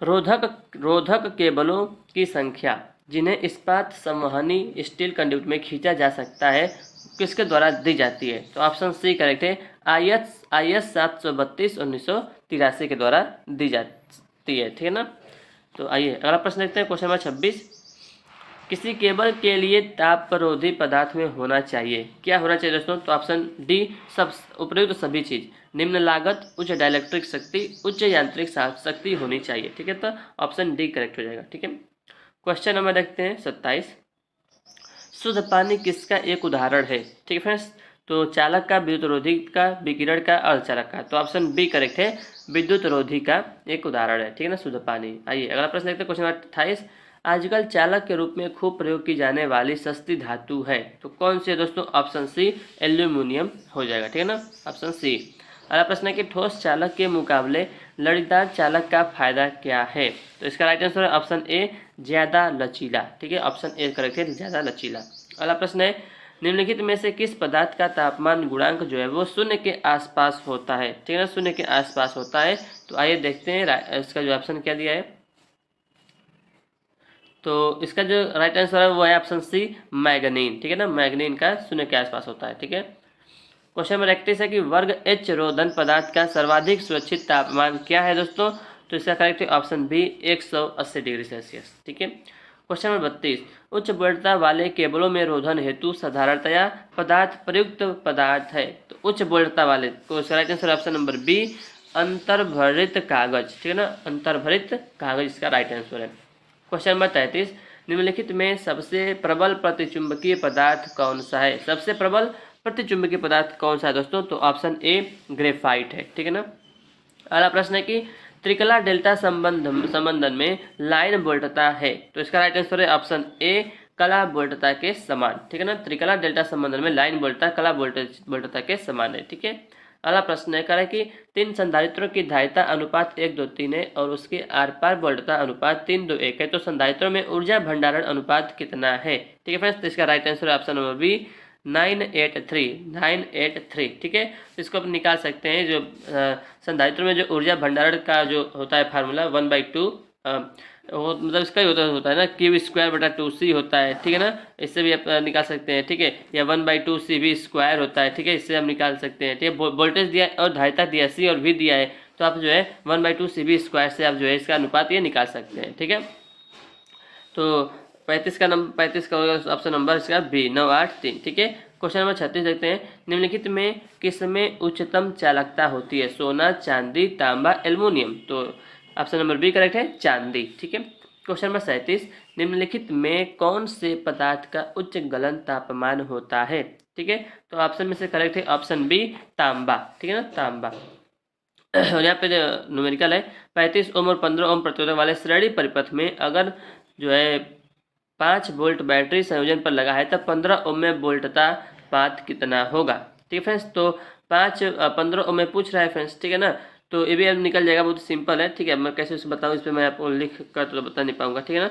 तो इसका जो करेक्ट है ऑप्शन सी आएगा, 1.5 वोल्ट आएगा, ठीक है ना फ्रेंड्स। देखिए कैसे निकाल सकते हैं, 35 और 15 का रेशियो ले लेंगे ना, तो 5 7 35, 5 से 15, 7 और 3 का रेशियो आएगा, तो 7 और 3, 7 3 पे आप बांटेंगे दोस्तों, 7 3 7 और 3, 7 3 10 पे आप बांटेंगे, 10 पे आ जाएगा 5 वोल्ट, एक पे आएगा 1/2, ठीक है, 1/2 आएगा दोस्तों। तो अब 15 ओम में पूछ रहा है, ठीक है। तो 7 और 3 का रेशियो था, 7 3 का, तो 3 में आप जो है 1/2 से गुणा करेंगे तो आ जाएगा 1.5 वोल्ट, ठीक है। बहुत ही सिंपल है, इसको लगा, नहीं समझ आया पूछ लीजिए, मैं इसको अलग से बता दूंगा, ठीक है। क्वेश्चन नंबर 39 देखते हैं दोस्तों। तो क्वेश्चन नंबर 38 का हो गया ऑप्शन नंबर यहाँ पे सी वाला, ठीक है। अगला प्रश्न देखते हैं। इलेक्ट्रिकल इंसुलेशन सिस्टम को अधिकतम स्वीकार्य परिचालन तापमान के अनुसार मानक नेना, फुल फॉर्म है नेशनल इलेक्ट्रिकल मैन्युफैक्चरर्स एसोसिएशन, ठीक है, NEMA रहेगा ना, वर्गीकरण द्वारा रेट किया जाता है। क्लास बी इंसुलेशन में अधिकतम परिचालन तापमान कितनी? बस आपको लास्ट वाला पढ़ना है, क्लास बी इंसुलेशन में अधिकतम परिचालन तापमान कितनी है दोस्तों। तो right answer option number A, 130 degree Celsius, ठीक है। अगला क्वेश्चन है कि पीवीसी का सही पूर्ण रूप क्या है? पीवीसी का फुल फॉर्म पूछा दोस्तों, तो ऑप्शन नंबर सी करेक्ट हो जाएगा इसका, पॉलीविनाइल क्लोराइड, पॉलीविनाइल क्लोराइड, ठीक है। क्वेश्चन नंबर 41 देखते हैं। निम्न में कौन विद्युत रोधी है, यानी कि इंसुलेटर पूछ रहा है, तो सोना, तांबा, फाइबर, पीतल। तो कौन सा दोस्तों? Option number C, fibre. Fibre क्या है कि इंसुलेटर है, विद्युत रोधी है। अगला क्वेश्चन है कि एलटी केबल के इंसुलेशन का परीक्षण किया जाता है, कितने वोल्ट पर किया जाता है? तो ऑप्शन ए करेक्ट हो जाएगा, 1100 वोल्ट पर किया जाता है। अगला प्रश्न है कि एच श्रेणी के विद्युतरोधी उष्मारोधी का सीमित तापमान कितना है दोस्तों, ठीक है। तो राइट आंसर है option number B, 180 degree Celsius. अगला प्रश्न है केबल में कवच वाले किसी तार की उपयोगिता क्या है? केबल में कवच वाले किसी तार की उपयोगिता क्या है? तो राइट आंसर है ऑप्शन नंबर डी, यांत्रिक सुरक्षा, यांत्रिक सुरक्षा। अगला प्रश्न है किसी विद्युतरोधी सामग्री में होना चाहिए, तो क्या होना चाहिए दोस्तों? ऑप्शन बी करेक्ट है, कम लागत, उच्च परावैद्युत शक्ति और उच्च यांत्रिक मजबूती होना चाहिए। क्वेश्चन नंबर 46, किसी 11 किलोवोल्ट वाले केबल के लिए वांछित खाई होती है, यानी कि जो सैग है, यानी कि जो डिस्टेंस है, वो ये वांछित खाई कितनी होनी चाहिए दोस्तों? ऑप्शन नंबर डी, 0.9 मीटर होनी चाहिए, ठीक है। अगला प्रश्न देखते हैं कि हाई स्पीड इस्पात में, ठीक है, कार्बन का प्रतिशत होता है, कितना प्रतिशत होता है दोस्तों? तो ऑप्शन ए करेक्ट है, 0.75 से 1% होता है, ठीक है ना, 0.75 से 1% होता है। अगला क्वेश्चन है कम्यूटेटर खंड को इंसुलेट करने के लिए निम्न में से किस सामग्री का प्रयोग किया जाता है? तो राइट आंसर है ऑप्शन ए, अभ्रक इंसुलेशन का प्रयोग किया जाता है, ठीक है। अगला प्रश्न है कि निम्न में से किसका प्रयोग केबल को यांत्रिक सुरक्षा प्रदान करने के लिए किया जाता है? पीवीसी, रबड़, कपड़ा या फिर कवचित तार। तो करेक्ट है ऑप्शन नंबर डी, कवचित तार का प्रयोग किया जाता है, ठीक है। लास्ट क्वेश्चन देखेंगे 50 नंबर का। घरेलू उपकरणों में तापन तत्व के लिए निम्नलिखित में से किस सामग्री का प्रयोग किया जाता है? ठीक है ना, तापन तत्व के लिए, ठीक है ना, लेकिन हीटिंग एलिमेंट के लिए। तो दोस्तों ये आपके लिए रहेगा होमवर्क का क्वेश्चन, ठीक है ना। ऑप्शन दिया है जीआई, तांबा, नाइक्रोम या फिर दोस्तों पीतल, ठीक है। तो इसका कमेंट करके जरूर बताइएगा इसका राइट आंसर कौन सा होगा, ठीक है। तो आप कमेंट करेंगे तो मैं भी आपको बता दूंगा कि कौन सा सही आंसर है, ठीक है ना दोस्तों। तो वीडियो अच्छा, वीडियो को लाइक करिएगा, बहुत मेहनत से मैं आपके लिए वीडियो बनाता हूँ, ठीक है फ्रेंड्स। वीडियो बनाने में मेहनत लगती है, गला जो है सूख जाता है, ठीक है। और फ्रेंड्स सब ऐसे ही और वीडियोज़ के लिए चैनल को सब्सक्राइब जरूर करिएगा, वीडियो को लाइक करिएगा, ठीक है फ्रेंड्स। तो thank you for watching this video, take care, bye bye, अपना ख्याल रखिएगा, छोटे बच्चों का सम्मान करिएगा, बड़ों का तब छोटे बच्चों का प्यार करिएगा, बड़े लोगों का सम्मान करिएगा, ठीक है दोस्तों। Thank you for watching this video. जय हिंद, जय भारत, वंदे मातरम। नमस्कार दोस्तों, तो प्रैक्टिस सेट नंबर 5 में आपका स्वागत है। तो आइए शुरू करते हैं। इस वीडियो में हम बहुत ही इंपॉर्टेंट क्वेश्चन देखने वाले हैं जो एलपी CBT एग्जाम के लिए बहुत ही इंपॉर्टेंट होगा, ठीक है। और आरआरबी जेईई का भी आप तैयारी कर रहे हैं तो उसके लिए भी इंपॉर्टेंट होगा, ठीक है। तो पहला क्वेश्चन है, किसी डीसी जनरेटर में इंटरपोल फील्ड कॉइल जुड़ी होती है, किससे जुड़ी होती है? ऑप्शन नंबर 4, आर्मेचर वाइंडिंग के साथ श्रृंखला में जुड़ी होती है, ठीक है। बहुत ही इंपॉर्टेंट क्वेश्चन है दोस्तों, ठीक है ना। प्रश्न, किसी पूर्णतया आवेशित सीसा अम्ल बैटरी का विशिष्ट गुरुत्व क्या है? तो ऑप्शन नंबर 2, 1280 होता है। अगला प्रश्न की कार पूछ रहा है कि दोस्तों कि स्टेयर केस वायरिंग यानी कि सीढ़ी वायरिंग में जो है कौन से प्रकार का जो है स्विच प्रयोग किया जाता है सीढ़ी वायरिंग में, ठीक है। तो इंटरमीडिएट स्विच का प्रयोग किया जाता है, ठीक है। कह रहा है कि जो इंसुलेटिंग मटेरियल है उसको क्या होना चाहिए? तो ऑप्शन 1 करेक्ट है, लो कास्ट, हाई डाइलेक्ट्रिक स्ट्रेंथ और हाई मैकेनिकल स्ट्रेंथ होना चाहिए, ठीक है। अगला प्रश्न है कि भारत में बिजली की प्रचलन आवृत्ति कितना है? तो 50 हर्ट्ज है, ठीक है। किसी इलेक्ट्रिक बूस्टर के लिए किस प्रकार के जनरेटर का उपयोग किया जाना चाहिए? तो ऑप्शन 4, सीरीज जनरेटर का उपयोग करना चाहिए, ठीक है। और यहाँ पर जो है वोल्टेज पूछ रहा है दोस्तों, तो बहुत ही मतलब V बराबर IR होता है। तो I का मान दिया 1 एम्पियर, R का मान दिया 40 ओम, तो 1 × 40 बराबर 40 वोल्ट, ठीक है। करें कि which type of fire extinguisher is used with electric fire? तो हेलोन या CTC टाइप का प्रयोग किया जाता है, ठीक है। ल्यूमेन प्रति वाट किसकी इकाई है? तो ऑप्शन नंबर 2 करेक्ट है, ठीक है। तीव्र कार्य निष्पत्ति यानी कि ल्यूमिनस एफिशिएंसी का इकाई है, ठीक है। अगला प्रश्न है कि एक एवियोमीटर को माप सकता है किसको? ऑप्शन 1 करेक्ट है, करंट, EMF और प्रतिरोध को माप सकता है। अगला प्रश्न है कि OCB का फुल फॉर्म क्या है? तो ऑयल सर्किट ब्रेकर OCB का फुल फॉर्म है, ठीक है। कह रहा है कि which type of diode is used in voltage regulators? तो ऑप्शन 1, जीनर डायोड, ठीक है। किसी डीसी जनरेटर का EMF का समीकरण क्या है? तो ऑप्शन नंबर 2, φNZP/60A वोल्ट, ठीक है। अगला प्रश्न है कि किसी SF6 सर्किट ब्रेकर का क्रियाशील वोल्टेज होता है कितना? तो 36 किलो वोल्ट से 760 किलो वोल्ट होता है।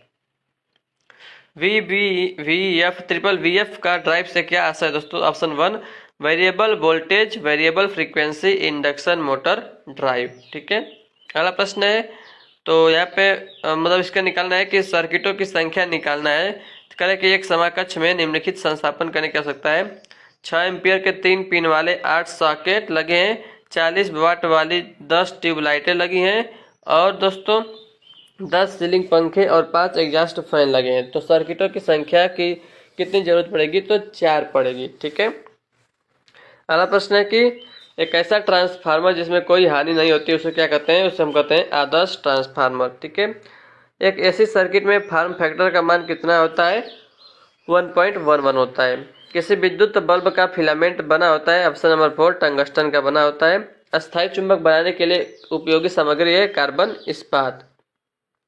किसी प्रत्यावर्ती अल्टरनेटर को उत्तेजित करने वाला एक्साइटर होता है? ऑप्शन नंबर 3, शंट जनरेटर होता है। तारों के विद्युतरोधी प्रतिरोध को मापने में प्रयुक्त उपकरण है? Option 1, megger.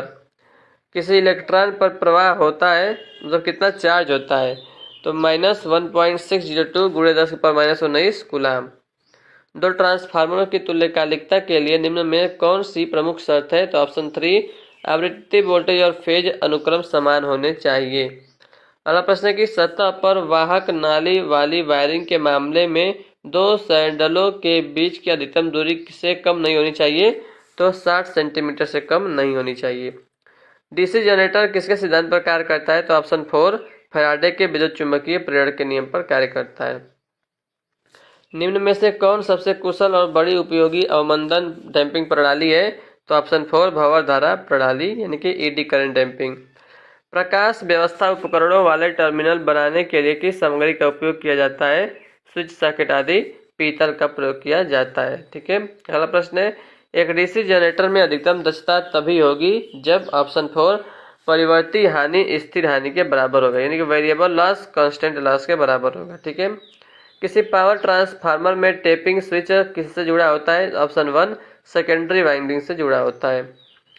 तो कह रहा है कि किसी विद्युत परिपथ में 50 ओम वाला प्रतिरोध 200 वोल्ट आपूर्ति से जुड़ा हुआ है तो प्रवाहित होने वाली धारा तो I बराबर होता है V/R। V का मान दिया 200, R का मान दिया 50, तो 50 चौको 204 एम्पियर, ठीक है।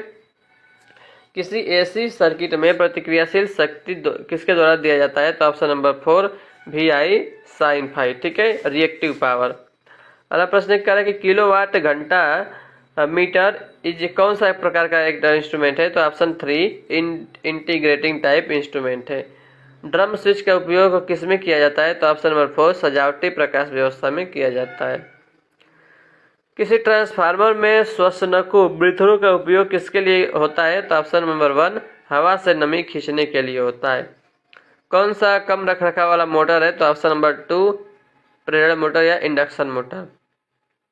प्रतिरोधक क्षमता की एसआई यूनिट होती है? ऑप्शन नंबर 4 ओम होती है प्रतिरोध का मात्रक। क्लिप ऑन मीटर है क्या है? करंट ट्रांसफार्मर है क्लिप ऑन मीटर। एलटी और एचटी लाइन पर काम करने वाले इलेक्ट्रीशियन के पास क्या होना चाहिए? तो वायरमैन प्रमाण पत्र होना चाहिए। ठीक है, आधार कार्ड की जरूरत नहीं है, ड्राइविंग लाइसेंस नहीं, राशन कार्ड नहीं, वायरमैन प्रमाण पत्र होना चाहिए। किसी पावर वायरिंग प्रणाली में तांबा वाले कंडक्टर का अधिकतम आकार किससे कम नहीं होना चाहिए? तो ऑप्शन 1 1.5 mm² से कम नहीं होना चाहिए। In an AC circuit the total resistance is called? Option number 2 impedance.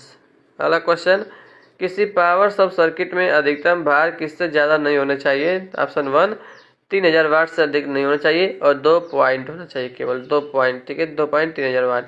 बुकोल झरीले का उपयोग आमतौर पर उपकरण की सुरक्षा के रूप में के लिए किया जाता है? तो ट्रांसफार्मरों की सुरक्षा के लिए किया जाता है।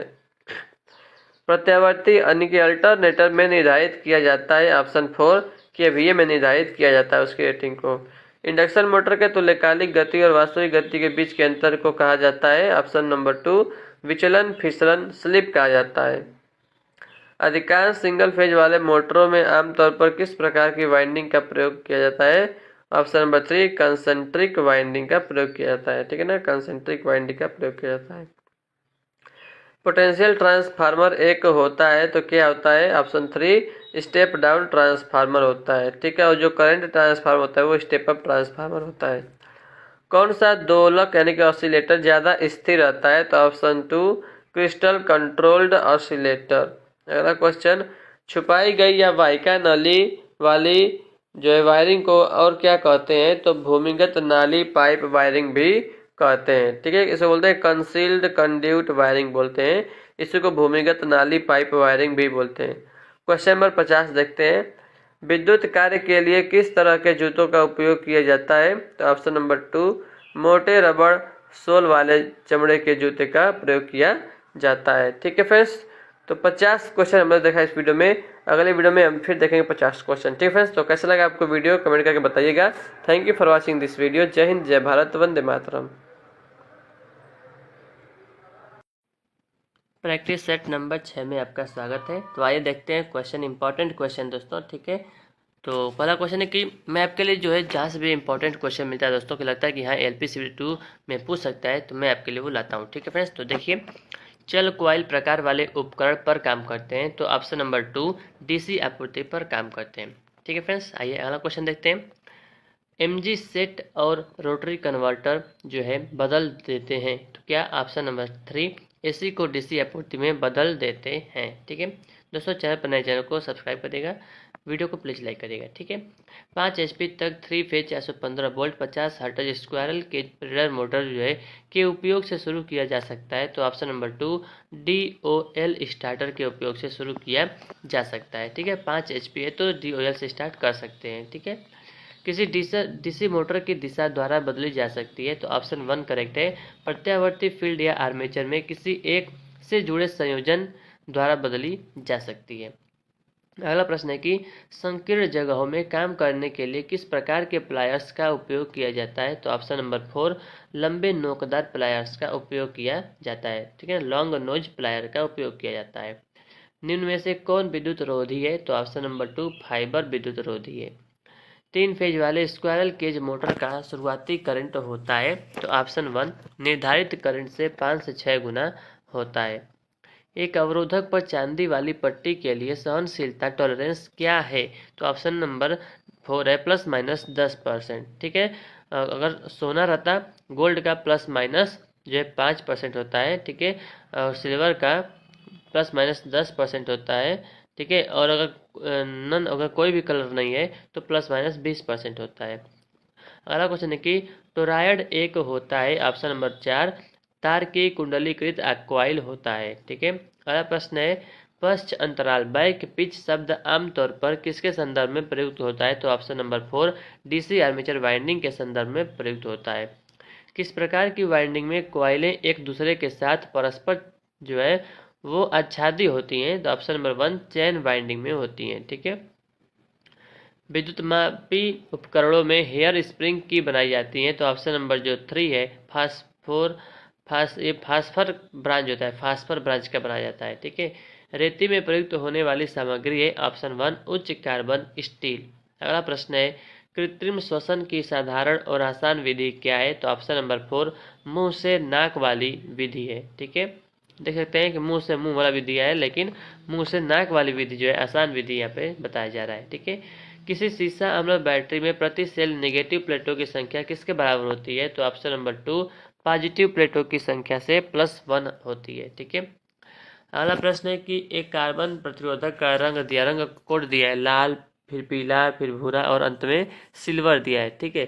तो सिल्वर का ±10% होता है। ठीक है। तो 10 माइनस जो है 2 ऑप्शन दिया है, तो जो लाल है, फिर पीला है, फिर भूरा है, तो ये हो जाएगा 2410 ±10%। ठीक है। ये आता है कलर कोडिंग, आप इसको सिंपल है जानते होंगे। एक वेव वाइंडिंग में समांतर पथों की संख्या होती है दोस्तों, ऑप्शन नंबर 2।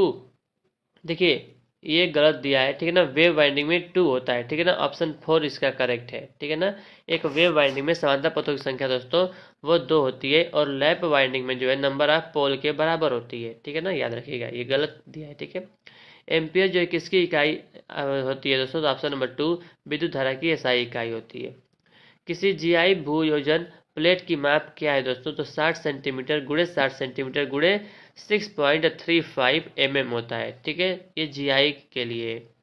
एचआरसी फ्यूज का आशय क्या है दोस्तों? इसका एचआरसी का फुल फॉर्म पूछ रहा है, तो हाई रेप्चुरिंग कैपेसिटी फ्यूज होता है। ठीक है, हाई रेप्चुरिंग कैपेसिटी। आईएसआई के नियमों के अनुसार छत के किसी पंखे की ऊंचाई रखना जरूरी है, कितना? 2.75 मीटर। ठीक है। अगला प्रश्न है कि किसी 11 केवी वाले केबल के लिए वांछित खाई होती है? तो ऑप्शन 1 0.9 मीटर होती है। बीआईएस के अनुसार किसी संस्थापन में पूर्ण भार की अवस्था में अधिकतम वोल्टेज ड्रॉप कितना से ज़्यादा नहीं होना चाहिए? तो 3% से ज़्यादा नहीं होना चाहिए। स्टेपर मोटर एक होता है? तो स्टेपर मोटर एक सिंगल फेज एसी मोटर होता है। किसी सीरीज परिपथ में कुल प्रतिरोध की गणना कौन से सूत्र से करते हैं? तो R बराबर R1 + R2 + R3 से करते हैं, ऑप्शन 4। अगला प्रश्न है कि CFL का फुल फॉर्म क्या है? तो ऑप्शन 1 कॉम्पैक्ट फ्लोरेसेंट लैंप। ठीक है। अगला प्रश्न पूछ रहा है कि किसी एकल फेज इंडक्शन मोटर की शुरुआती और रनिंग वाइंडिंग के बीच का जो विद्युतीय कोण होता है, इलेक्ट्रिकल एंगल होता है, वो कितना होता है? तो ऑप्शन 2 90 डिग्री होता है। ठीक है। अगला प्रश्न है किसी ट्रांसफार्मर के डीसी सप्लाई से जुड़े होने पर क्या होता है दोस्तों? तो ऑप्शन नंबर 3 प्राइमरी वाइंडिंग जो है वो जल जाती है। ठीक है। अगला प्रश्न है किसी स्टार कनेक्शन में किसी स्टार कनेक्शन में लाइन वोल्टेज के बराबर होता है? तो ऑप्शन 1 √3 गुना फेज वोल्टेज के बराबर होता है। ठीक है। अगला प्रश्न है एलटी केबल के इंसुलेशन का परीक्षण किया जाता है? तो ऑप्शन 1 1100 वोल्ट पर किया जाता है। ठीक है। अगला क्वेश्चन है कि which type of motor is suitable for traction work? तो ऑप्शन 3 डीसी सीरीज मोटर। अगला प्रश्न है बिना लोड के डीसी सीरीज वाले मोटर को नहीं चलाना चाहिए, क्योंकि दोस्तों इसकी गति जो है वो खतरनाक सीमा तक बढ़ जाएगी। अगला प्रश्न है कि आईएसआई के नियमों के अनुसार किसी लाइटिंग सर्किट में अधिकतम भार से ज़्यादा नहीं होना चाहिए? तो ऑप्शन 3 800 वाट से ज़्यादा नहीं होना चाहिए। आमतौर पर सेकेंडरी वाइंडिंग का उपयोग किसमें किया जाता है? तो ऑप्शन नंबर 4 एकल फेज वाले मोटरों में किया जाता है। पीक फैक्टर किसका अनुपात होता है? तो ऑप्शन नंबर 3 आरएमएस मान की तुलना में आरएमएस मान और जो है maximum value to RMS value, यानी कि यही maximum value upon RMS value होता है। ठीक है ना, पीक फैक्टर का फार्मूला होता है maximum value upon RMS value. ठीक है। किसी single phase capacitor start motor में अपकेंद्रीय स्विच में जोड़ा गया होता है? तो ऑप्शन 3 स्टार्टिंग वाइंडिंग के साथ सीरीज में जोड़ा गया होता है। ठीक है।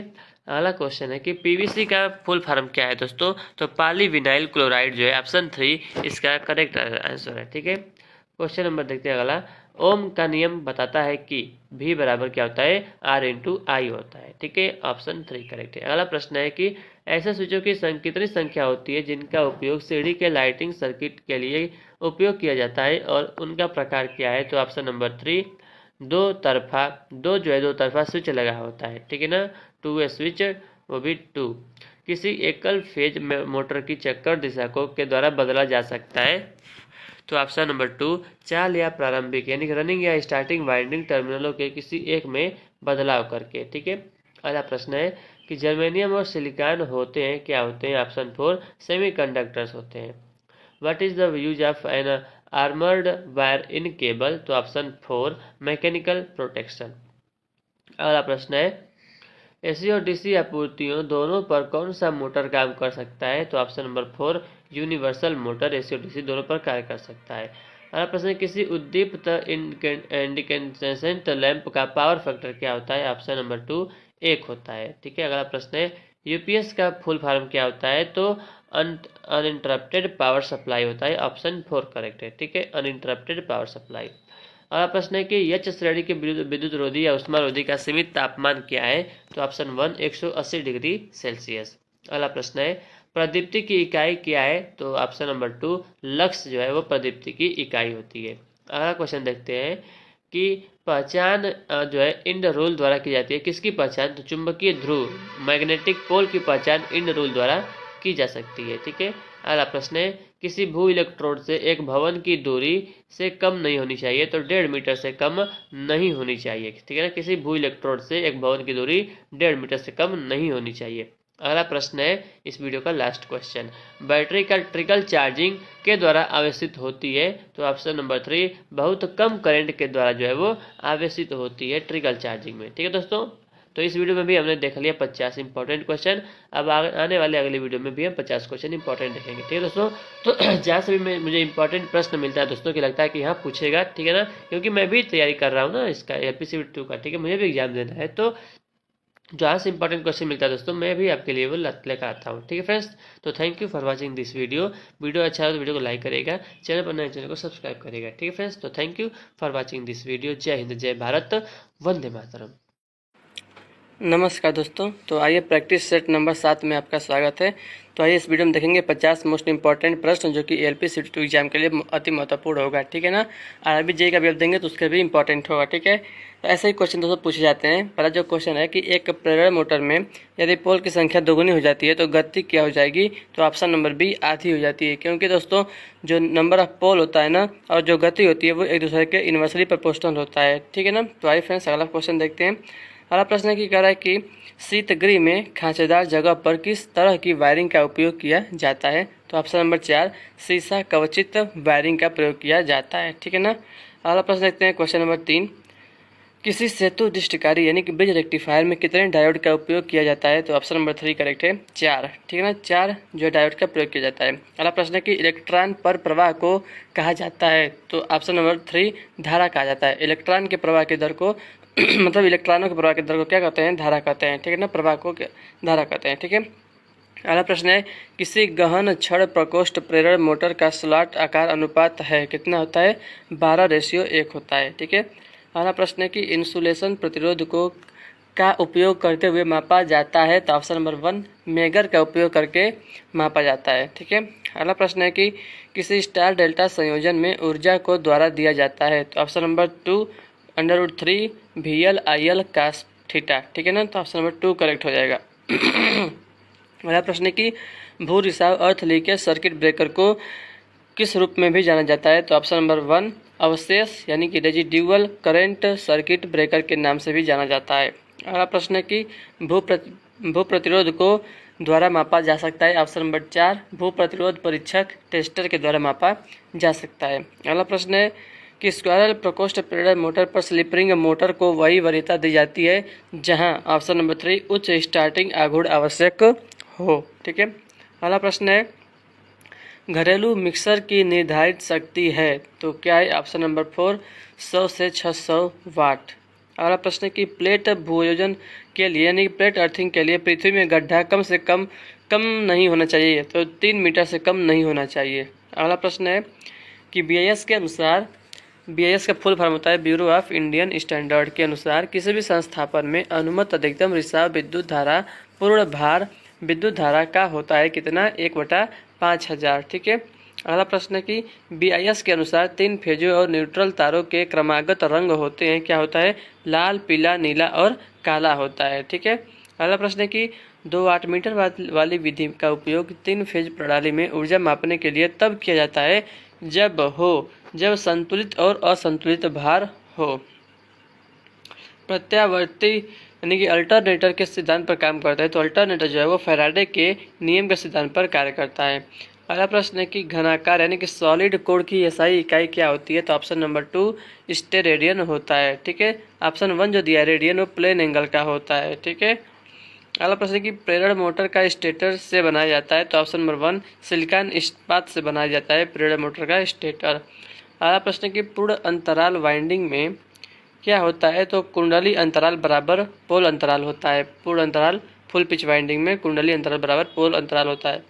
वायरिंग का सबसे सस्ता और आसान तरीका क्या है? तो ऑप्शन नंबर 2 क्लीट वायरिंग। क्या है?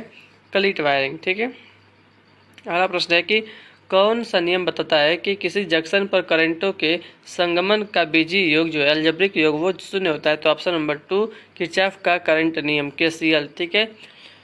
ये आवेश संरक्षण के सिद्धांत पर कार्य करता है। ठीक है। और KVL जो है वो ऊर्जा संरक्षण के सिद्धांत पर कार्य करता है। ठीक है। अगला प्रश्न है कि इलेक्ट्रिक इंक्यूबेटरों का उपयोग होता है, तो पोल्ट्री फार्म में उसका उपयोग किया जाता है। ठीक है। अगला प्रश्न है कोरोना प्रभाव को द्वारा कम किया जा सकता है, तो कोरोना प्रभाव को ऑप्शन 4 कंडक्टर्स के बीच समुचित अंतराल द्वारा कम किया जाता है। ठीक है। निम्न में से किसका भूयोजन यानी कि अर्थिंग की दृष्टि से महत्व है? तो ऑप्शन 1 मानव जीवन और उपकरणों का बचाव। अगला प्रश्न है कि मोटर ओवरलोड रिले का उपयोग आमतौर पर के लिए किया जाता है, तो ऑप्शन नंबर 3 अधिभार संरक्षण के लिए किया जाता है। अगला प्रश्न है कि MMF का पूर्ण रूप क्या है? तो option number 3 magneto motive force. ठीक है। ऑप्शन नंबर 3 करेक्ट है। अगला प्रश्न है कि इलेक्ट्रोलाइसिस से संबंधित फैराडे के पहले नियम को के रूप में व्यक्त किया जा सकता है, तो ऑप्शन 1 M बराबर ZIT। अगला क्वेश्चन है कि PPE का फुल फॉर्म क्या होता है? तो पर्सनल प्रोटेक्टिव इक्विपमेंट होता है PPE का फुल फॉर्म। ठीक है। अगला प्रश्न देखते हैं किसी धारामापी एमीटर के परिसर यानी रेंज को कैसे विस्तारित किया जा सकता है? तो ऑप्शन 1 इसे निम्न मान के प्रतिरोध के साथ समानांतर में जोड़कर। ठीक है। अगला प्रश्न देखते हैं उच्च गतिशील प्रत्यावर्तित में उपयोगी घूर्णित रोटर्स हैं, तो ऑप्शन 2 बेलनाकार पोल घूर्णित रोटर्स हैं। ठीक है। अगला क्वेश्चन है सीसा अम्ल वाली किसी बैटरी में इलेक्ट्रोलाइट होता है, तो ऑप्शन नंबर 2 घुला सल्फ्यूरिक एसिड होता है। ठीक है। अगला प्रश्न है कि the crimping of a wire cable into a lug is done using option 1 crimping tool plier के द्वारा करते हैं। ठीक है। अगला प्रश्न है कि कोई अष्टपोल परिवर्तक 750 RPM पर चल रहा है, तो इस प्रत्यावर्तित यानी कि अल्टरनेटर की आवृत्ति क्या होगी? तो 50 हर्ट्ज होगी। ठीक है।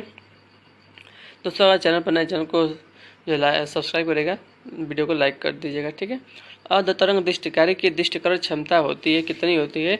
तो 40.6% होती है। अगला प्रश्न है कि 4 ओम वाले 4 प्रतिरोधक समानांतर में क्रम में जोड़े जाते हैं, तो कुल प्रतिरोध होता है दोस्तों। तो देखिए सेम वैल्यू है, 4 ओम का भी है और 4 ही जुड़े भी हैं, तो ठीक है। तो कितना हो जाएगा? 4/4 बराबर 1 ओम हो जाएगा। ठीक है। स्वचालित स्टार डेल्टा स्टार्टर में कितने संकुचकों यानी कि कॉन्ट्रैक्टरों का उपयोग किया जाता है? तो ऑप्शन नंबर 1 3 याद रखिएगा। ठीक है। अगला प्रश्न की सोल्डरिंग आयरन बीट लिए किस सामग्री का उपयोग किया जाता है? तो ऑप्शन नंबर 2 तांबा का उपयोग किया जाता है। अगला प्रश्न है कि किसी प्रकोष्ठीय सेल टाइप ट्रांसफार्मर में कुल कितने चुंबकीय पथ होते हैं? तो ऑप्शन नंबर 2 होते हैं। ठीक है। अगला प्रश्न है कि फेज टू फेज और फेज से न्यूट्रल तक केबल के विद्युत रोधन परीक्षण में प्रतिरोध किससे कम नहीं होना चाहिए? तो ऑप्शन नंबर 2 1 मेगा ओम से कम नहीं होना चाहिए। डीसी मोटर स्टार्टरों का उपयोग के लिए किया जाता है, तो ऑप्शन 3 प्रारंभिक विद्युत धारा को नियंत्रित करने के लिए किया जाता है। अगला प्रश्न है फ्रेंड्स कि एल्युमिनियम पर टंकाई के लिए किस सोल्डरिंग गालक फ्लक्स का उपयोग किया जाता है? तो ऑप्शन नंबर 2 EYRA7 का या बरोजा का प्रयोग किया जाता है। अगला प्रश्न है कि एक प्रत्यावर्तित्र में किसी प्रेरित ईएमएफ की आवृत्ति दी जाती है? तो ऑप्शन 1 F बराबर Pn/120। अगला प्रश्न है, अधिक ऊर्जा के लिए निम्नलिखित कार्यों में कौन अधिक सस्ता और क्षमतावान होता है? तो ऑप्शन नंबर 1 मर्क्यूरी आर्क दृष्टिकारी। ठीक है, ये सस्ता, अधिक सस्ता और क्षमतावान भी होता है। किसी ट्यूबलाइट में चोक लगाने का उद्देश्य क्या होता है दोस्तों? तो ऑप्शन नंबर 4 समुचित मात्रा में करंट को सीमित करना होता है। अगला प्रश्न है कि भंवर धारा यानी कि एडी करंट की एक कमी है, क्या है? ऑप्शन 1 वाइंडिंग में हीटिंग का नुकसान होता है। अगला प्रश्न है, निम्न में कौन से विषम चुंबकीय सामग्रियों के उदाहरण हैं? तो ऑप्शन नंबर 4 सोना, तांबा और सीसा। ठीक है, विषम चुंबकीय सामग्रियों के उदाहरण है। सीआरओ का फुल फॉर्म क्या होता है दोस्तों? Option number 4 cathode ray oscilloscope इसका फुल फॉर्म होता है। अगला प्रश्न है कि ट्रांसफार्मर कोर को लेमिनेट क्यों किया जाता है? तो ऑप्शन नंबर 3 करेक्ट है।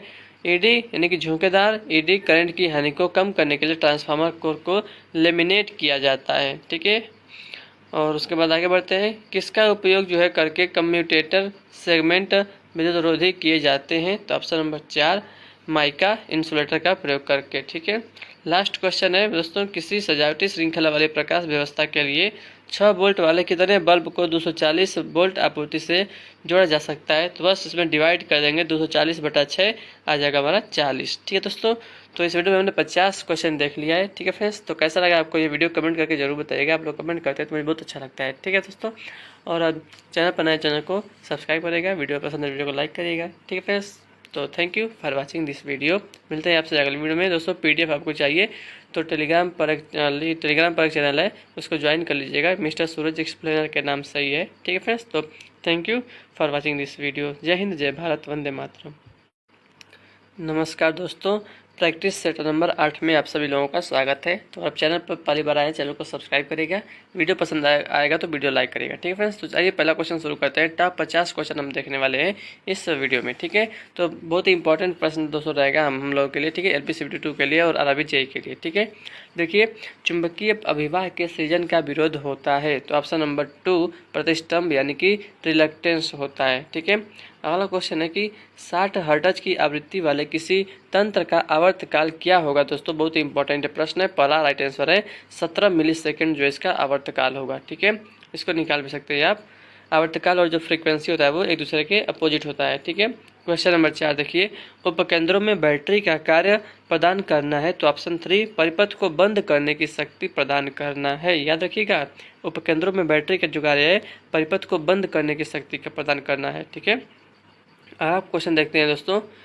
देखिए, भंवर धारा हानि को कैसे रोका जा सकता है? तो ऑप्शन नंबर 4 पतले अस्तरण द्वारा रोका जा सकता है। ठीक है, अस्तरण यानी कि लेमिनेशन, पतले लेमिनेशन द्वारा। ठीक है, अगला प्रश्न देखते हैं दोस्तों, ग्राही अशुद्धताएं निर्मित करती हैं? तो ऑप्शन नंबर 2 पी प्रकार निर्मित करती हैं। ठीक है ना, ग्राही अशुद्धताएं पी प्रकार का इंसुलेटर निर्मित करती हैं, इंसुलेटर नहीं सेमीकंडक्टर। ठीक है, दो कला प्रणाली कला में वोल्टता तक भिन्न होती है? तो 90 डिग्री तक भिन्न होती है, ऑप्शन 1 करेक्ट है। ठीक है, अगला प्रश्न है कि कम दाबोचता वाले एक जल विद्युत टरबाइन में होते हैं? तो क्या होते हैं? कपलान टरबाइन होते हैं। ठीक है ना, कपलान टरबाइन होते हैं। तो यहाँ पे क्वेश्चन भी दिया गया है कि यदि एक संधारित्र जो है 0.04 mm का पट्टिका पृथक्करण पूर्णतः परावैद्युत माध्यम से भरा हुआ है, यदि सामग्री की परावैद्युत सामर्थ्य 10 किलोवोल्ट प्रति मिलीमीटर है, तो संधारित्र का अधिकतम वोल्टता निर्धारण कितना होगा? ठीक है, तो दोस्तों ऑप्शन नंबर ए 4 मतलब चौथा से हो जाएगा, 400 वोल्ट हो जाएगा। ठीक है ना, फार्मूला होता है दोस्तों C बराबर ε0 A/D होता है। ठीक है ना, तो यहाँ से मतलब इसको न्यूमेरिकल है, इसको लग जाएगा। ठीक है, 400 वोल्ट इसका राइट आंसर हो जाएगा।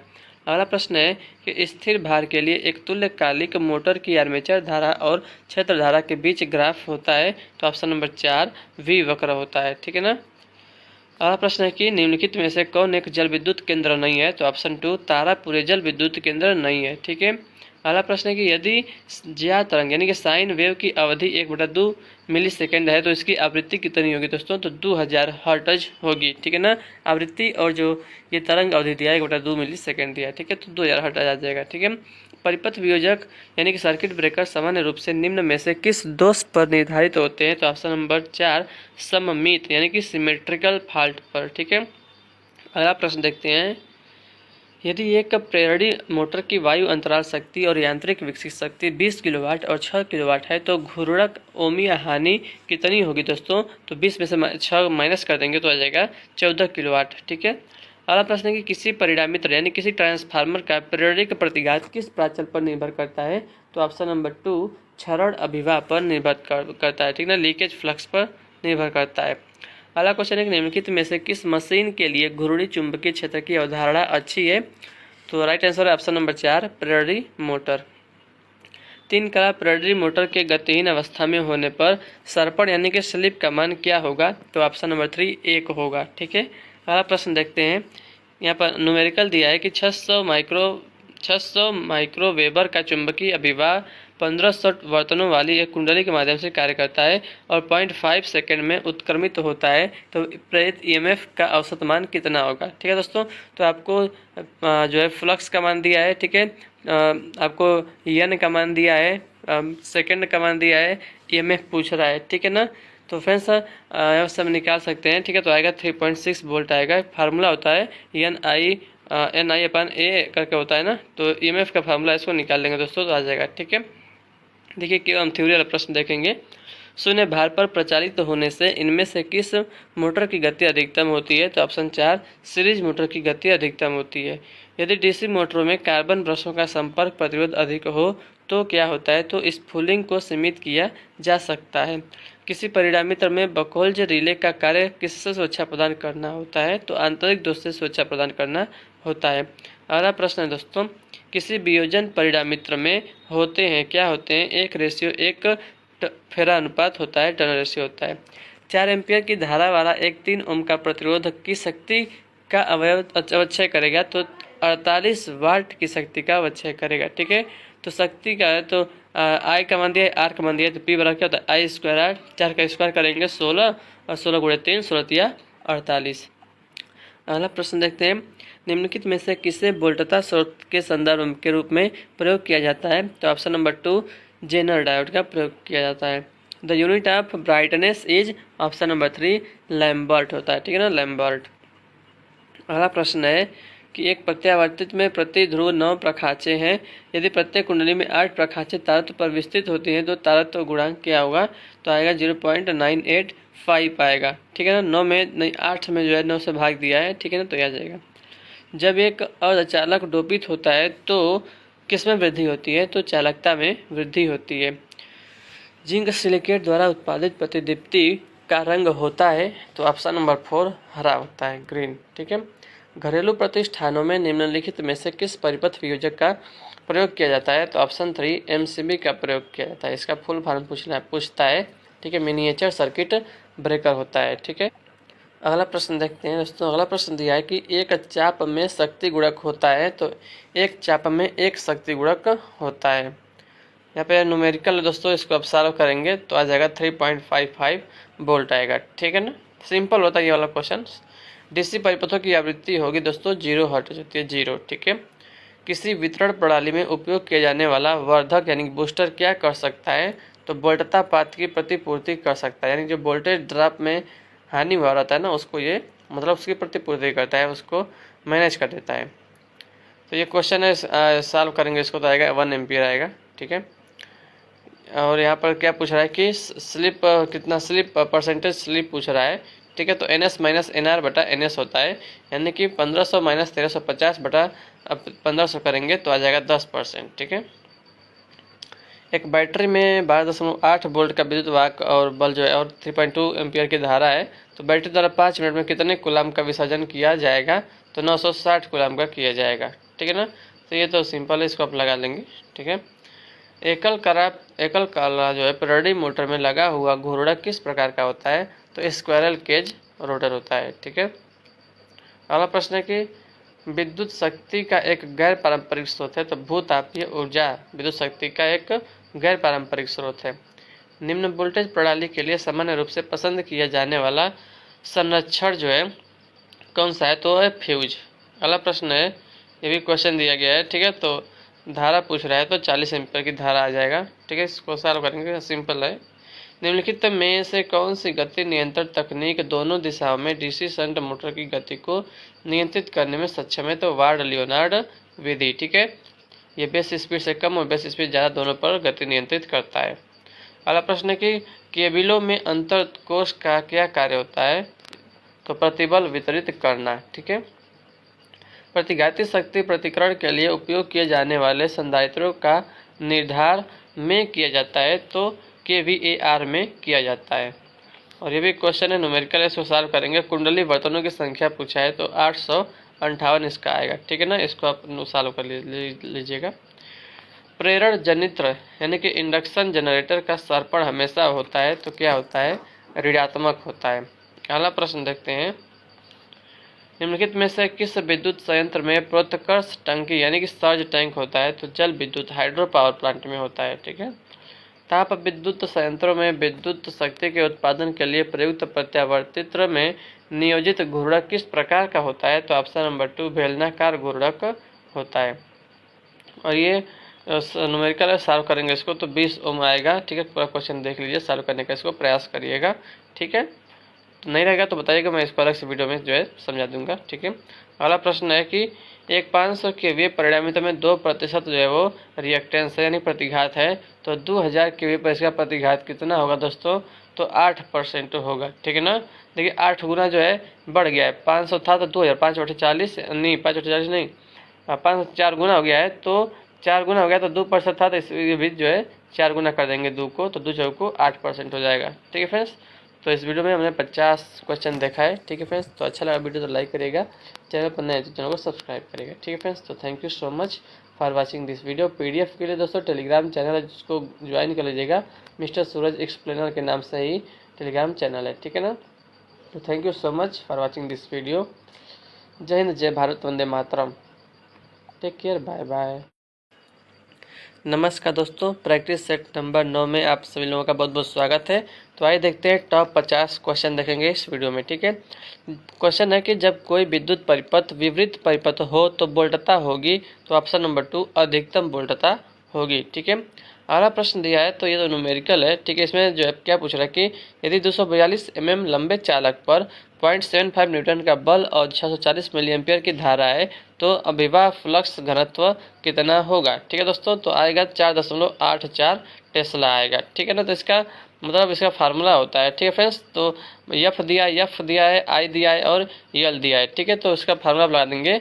तो ठीक है, इसका फार्मूला ही होता है, ठीक है ना, BIL साइन थीटा होता है, मतलब थीटा का मान तो नहीं दिया है। ठीक है ना, तो आप सबका क्या करेंगे, गुणा कर देंगे ना इसको, तो आ जाएगा। ठीक है, सल्फर हेक्साफ्लोराइड SF6 गैस की परावैद्युत सामर्थ्य का मान कितना होता है? तो ऑप्शन नंबर 3 वायु के मान से 2.5 गुना होता है। बहुत ही इंपॉर्टेंट क्वेश्चन है ये वाला। ठीक है ना, 2.5 गुना होता है। अगला प्रश्न तो हम केवल जो इसमें न्यूमेरिकल नहीं देखेंगे, केवल मतलब थ्योरी वाले प्रश्न देखेंगे। ठीक है, इसको आप सॉल्व करेंगे दोस्तों तो आ जाएगा 75 वोल्ट आएगा। ठीक है ना, तो ठीक है, मतलब बीच की दूरी दिया है 0.15 mm दिया है और सामर्थ्य दिया है 500 किलो वोल्ट प्रति मीटर दिया है। ठीक है, तो टर्मिनल वोल्टता इसको अपन निकाल लेंगे दोस्तों, तो आ जाएगा। ठीक है, फार्मूला याद आएगा तो। और यहाँ पर दिया दोस्तों कि पूछ रहा है कि एक फुल वेव ब्रिज रेक्टिफायर है, उसको 15 वोल्टेज RMS जो है ऐसी सोर्स से आपूर्ति दी जाती है और यह 100 ओम भार से जुड़ा हुआ है, तो शिखर प्रतिलोम वोल्टता यानी कि पीक इनवर्स वोल्टेज कितना होगा? ठीक है ना, तो आएगा 21.21 आएगा। ठीक है, सोडियम वेपर लैंप से कौन सा रंग निकलता है? तो पीला रंग निकलता है, ऑप्शन 1। अगला प्रश्न है कि ये भी तो फिर सही देखिए, पूछा कि प्रत्येक समांतर पथ में धारा कितना होगा? तो 55.55 एम्पियर इसमें धारा आएगा। ठीक है, और ये भी वही है, इसमें स्लिप का मान पूछ रहा है तो 6.67% आएगा स्लिप। ठीक है, और ये भी फिर से लाइन धारा पूछ रहा है इस क्वेश्चन में, तो 9.24 एम्पियर। ठीक है, धारिता का मान कैसे बढ़ाया जा सकता है? तो क्षेत्रफल में वृद्धि करके धारिता का मान बढ़ाया जा सकता है। ठीक है ना, और EMF का मान पूछ रहा है इस क्वेश्चन में, इसको देख लीजिएगा। ठीक है, तो इसका आएगा 17.6 वोल्ट आएगा। फिर से वही आ जा रहा है न्यूमेरिकल, तो इसका आएगा ऑप्शन 1 वाला आ जाएगा। ठीक है, लगाने का प्रयास करिएगा। यदि फ्यूज तार का जो धारा निर्धार है वो 10 एम्पियर है, तो फ्यूजिंग धारा क्या होगी? 10 एम्पियर से अधिक होगी। निम्नलिखित में से किस मशीन में पक्ष ईएमएफ की आवश्यकता अवधारणा होती है? तो डीसी मोटर में होती है। अगला प्रश्न है कि विकल्पों में दिए गए लैंपों में से किसमें वोल्टता के उतार चढ़ाव का प्रकाश के उत्पादन पर तुलना अधिक प्रभाव पड़ता है? तो इनकैंडेसेंट लैंप पर अधिक पड़ता है। इसमें पूछ रहा है कि एंगल पूछ रहा है, एंगल जो आएगा वो 60 डिग्री आ जाएगा। ठीक है ना, 3 फेज है, 4 पोल, 12 प्रखांच दिया है। ठीक है, तुल्यकालिक गति से चल रही है तो प्रखांच कोण कितना होगा? 60 अंश होगा। एक 6 ध्रुव 50 हर्ट्ज पिराडी मोटर 970 आरपीएम पर चल रही है तो घूर्णक धारा की आवृत्ति कितनी होगी? तो 1.5 हर्ट्ज होगा। 1 किलोवाट के विद्युत परिपथ में के लिए 1 किलोवाट घंटा विद्युत ऊर्जा का उपभोग किया जाता है तो 1 घंटे के लिए। भार में वृद्धि के साथ स्थिर गति दर्शाता है तो डीसी शंट मोटर स्थिर गति दर्शाता है। यदि एक चुंबक को गर्म किया जाता है तो क्या होता है? अपना चुंबकत्व खो देता है। परिणामी तर्क की मुख्य सामग्री में शैथिल्य क्षेत्र होगा, छोटा होगा। ठीक है, छोटा। दोष के क्षण से लेकर कुंडली के ऊर्जायन के क्षण तक के समय को क्या कहा जाता है? तो रक्षण काल कहा जाता है। एक चालक का प्रतिरोध इसकी किसके व्युत्क्रमानुपाती होता है? तो अनुप्रस्थ काट के क्षेत्रफल के व्युत्क्रमानुपाती होता है। एकल कला पिराडी मोटर का शक्ति गुणक के कारण कम होता है तो विपुल चुंबकन धारा के कारण कम होता है। अगला प्रश्न है, तो ये तो मतलब न्यूमेरिकल है, इसको सॉल्व करेंगे तो 0.5 आएगा। आपूर्तित वोल्टता में परिवर्तन के कारण अत्यधिक प्रभावित होने वाला उपकरण कौन सा है? वैद्युत उपकरण है। उस परिणामीतर का फेरा अनुपात क्या होगा जो 1500 वोल्ट से 30 वोल्ट का रूपांतरण करता है? तो 50:1 होगा। ठीक है, केवल आपको जो है VN/V2 कर देना है, 1500/30 करना है तो 50:1 आ जाएगा। और यहाँ पे RMS मान पूछ रहा है। ठीक है, न्यूमेरिकल है तो इसको सॉल्व करेंगे तो 244.2 वोल्ट आएगा जाएगा। और ये भी वही है। ठीक है, तो इसमें पूछ रहा है कि अधिकतम अनुमेय प्राथमिक धारा कितनी होगी? 50 एम्पियर होगी। वोल्टता प्रोत्कर्ष जो कि पारेशर लाइन से होकर गुजरती है आरंभ में प्रवेश करती है तो त्वरित निरोधक में प्रवेश करती है। पिराडी मोटर में अर्धसंवेद प्रखांच का कार्य क्या होता है? चुंबकीय धारा घटाना तथा शक्ति गुणांक बढ़ाना, शक्ति गुणक बढ़ाना। ठीक है, और ये भी न्यूमेरिकल है तो 5.2% आएगा। इसका वोल्टेज स्पीड रेगुलेशन पूछ रहा है। ठीक है, और यहाँ में कुल चालकों की संख्या तो 1000 दिया है। EMF पूछ रहा है। ठीक है, तो आ जाएगा 6 वोल्ट आएगा, फार्मूला लगा देंगे तो। यदि मूल आवृत्ति 50 हर्ट्ज है तो तृतीय सन्नादी सामग्री के कारण सन्नादी आवृत्ति कितनी होगी? 150 हर्ट्ज। तृतीय सन्नादी है तो 3 से गुणा कर दीजिए। ठीक है, और यहाँ पे पूछ रहा है इनपुट पावर कितना होगा? तो 400 वाट आएगा चालू करने पे। और ये भी वही है कि संधारित्र पर कितनी वोल्टता होगी? 200 वोल्ट से जुड़ा हुआ है। ठीक है ना, एक समय नियतांक यानी कि 1 टाइम कांस्टेंट के बाद जो है कितना वोल्टता होगा दोस्तों? तो 1 टाइम कांस्टेंट पे जो होता है दोस्तों तो वो 63.4% जो है वो चार्ज हो जाता है कैपेसिटर। ठीक है ना, तो 200 का आप जो है 63% 63.4% निकालेंगे तो 126.4 वोल्ट आ जाएगा। ठीक है, मोटर में प्रवर्तक की क्या भूमिका होती है? तो अधिक प्रवर्तन धारा को रोकना। किसी डीसी मशीन में प्रत्येक चालक चुंबकीय अभिवाह से पर और उसकी गति की दिशा में स्थित होते हैं तो 90 डिग्री पर होते हैं। ठीक है, एक जनित्र यानी कि एक जनरेटर में प्रेरित विद्युत वाहक बल EMF की दिशा को दर्शाया जाता है तो ऑप्शन 1 फ्लेमिंग के दाएं हाथ के नियम से दर्शाया जाता है।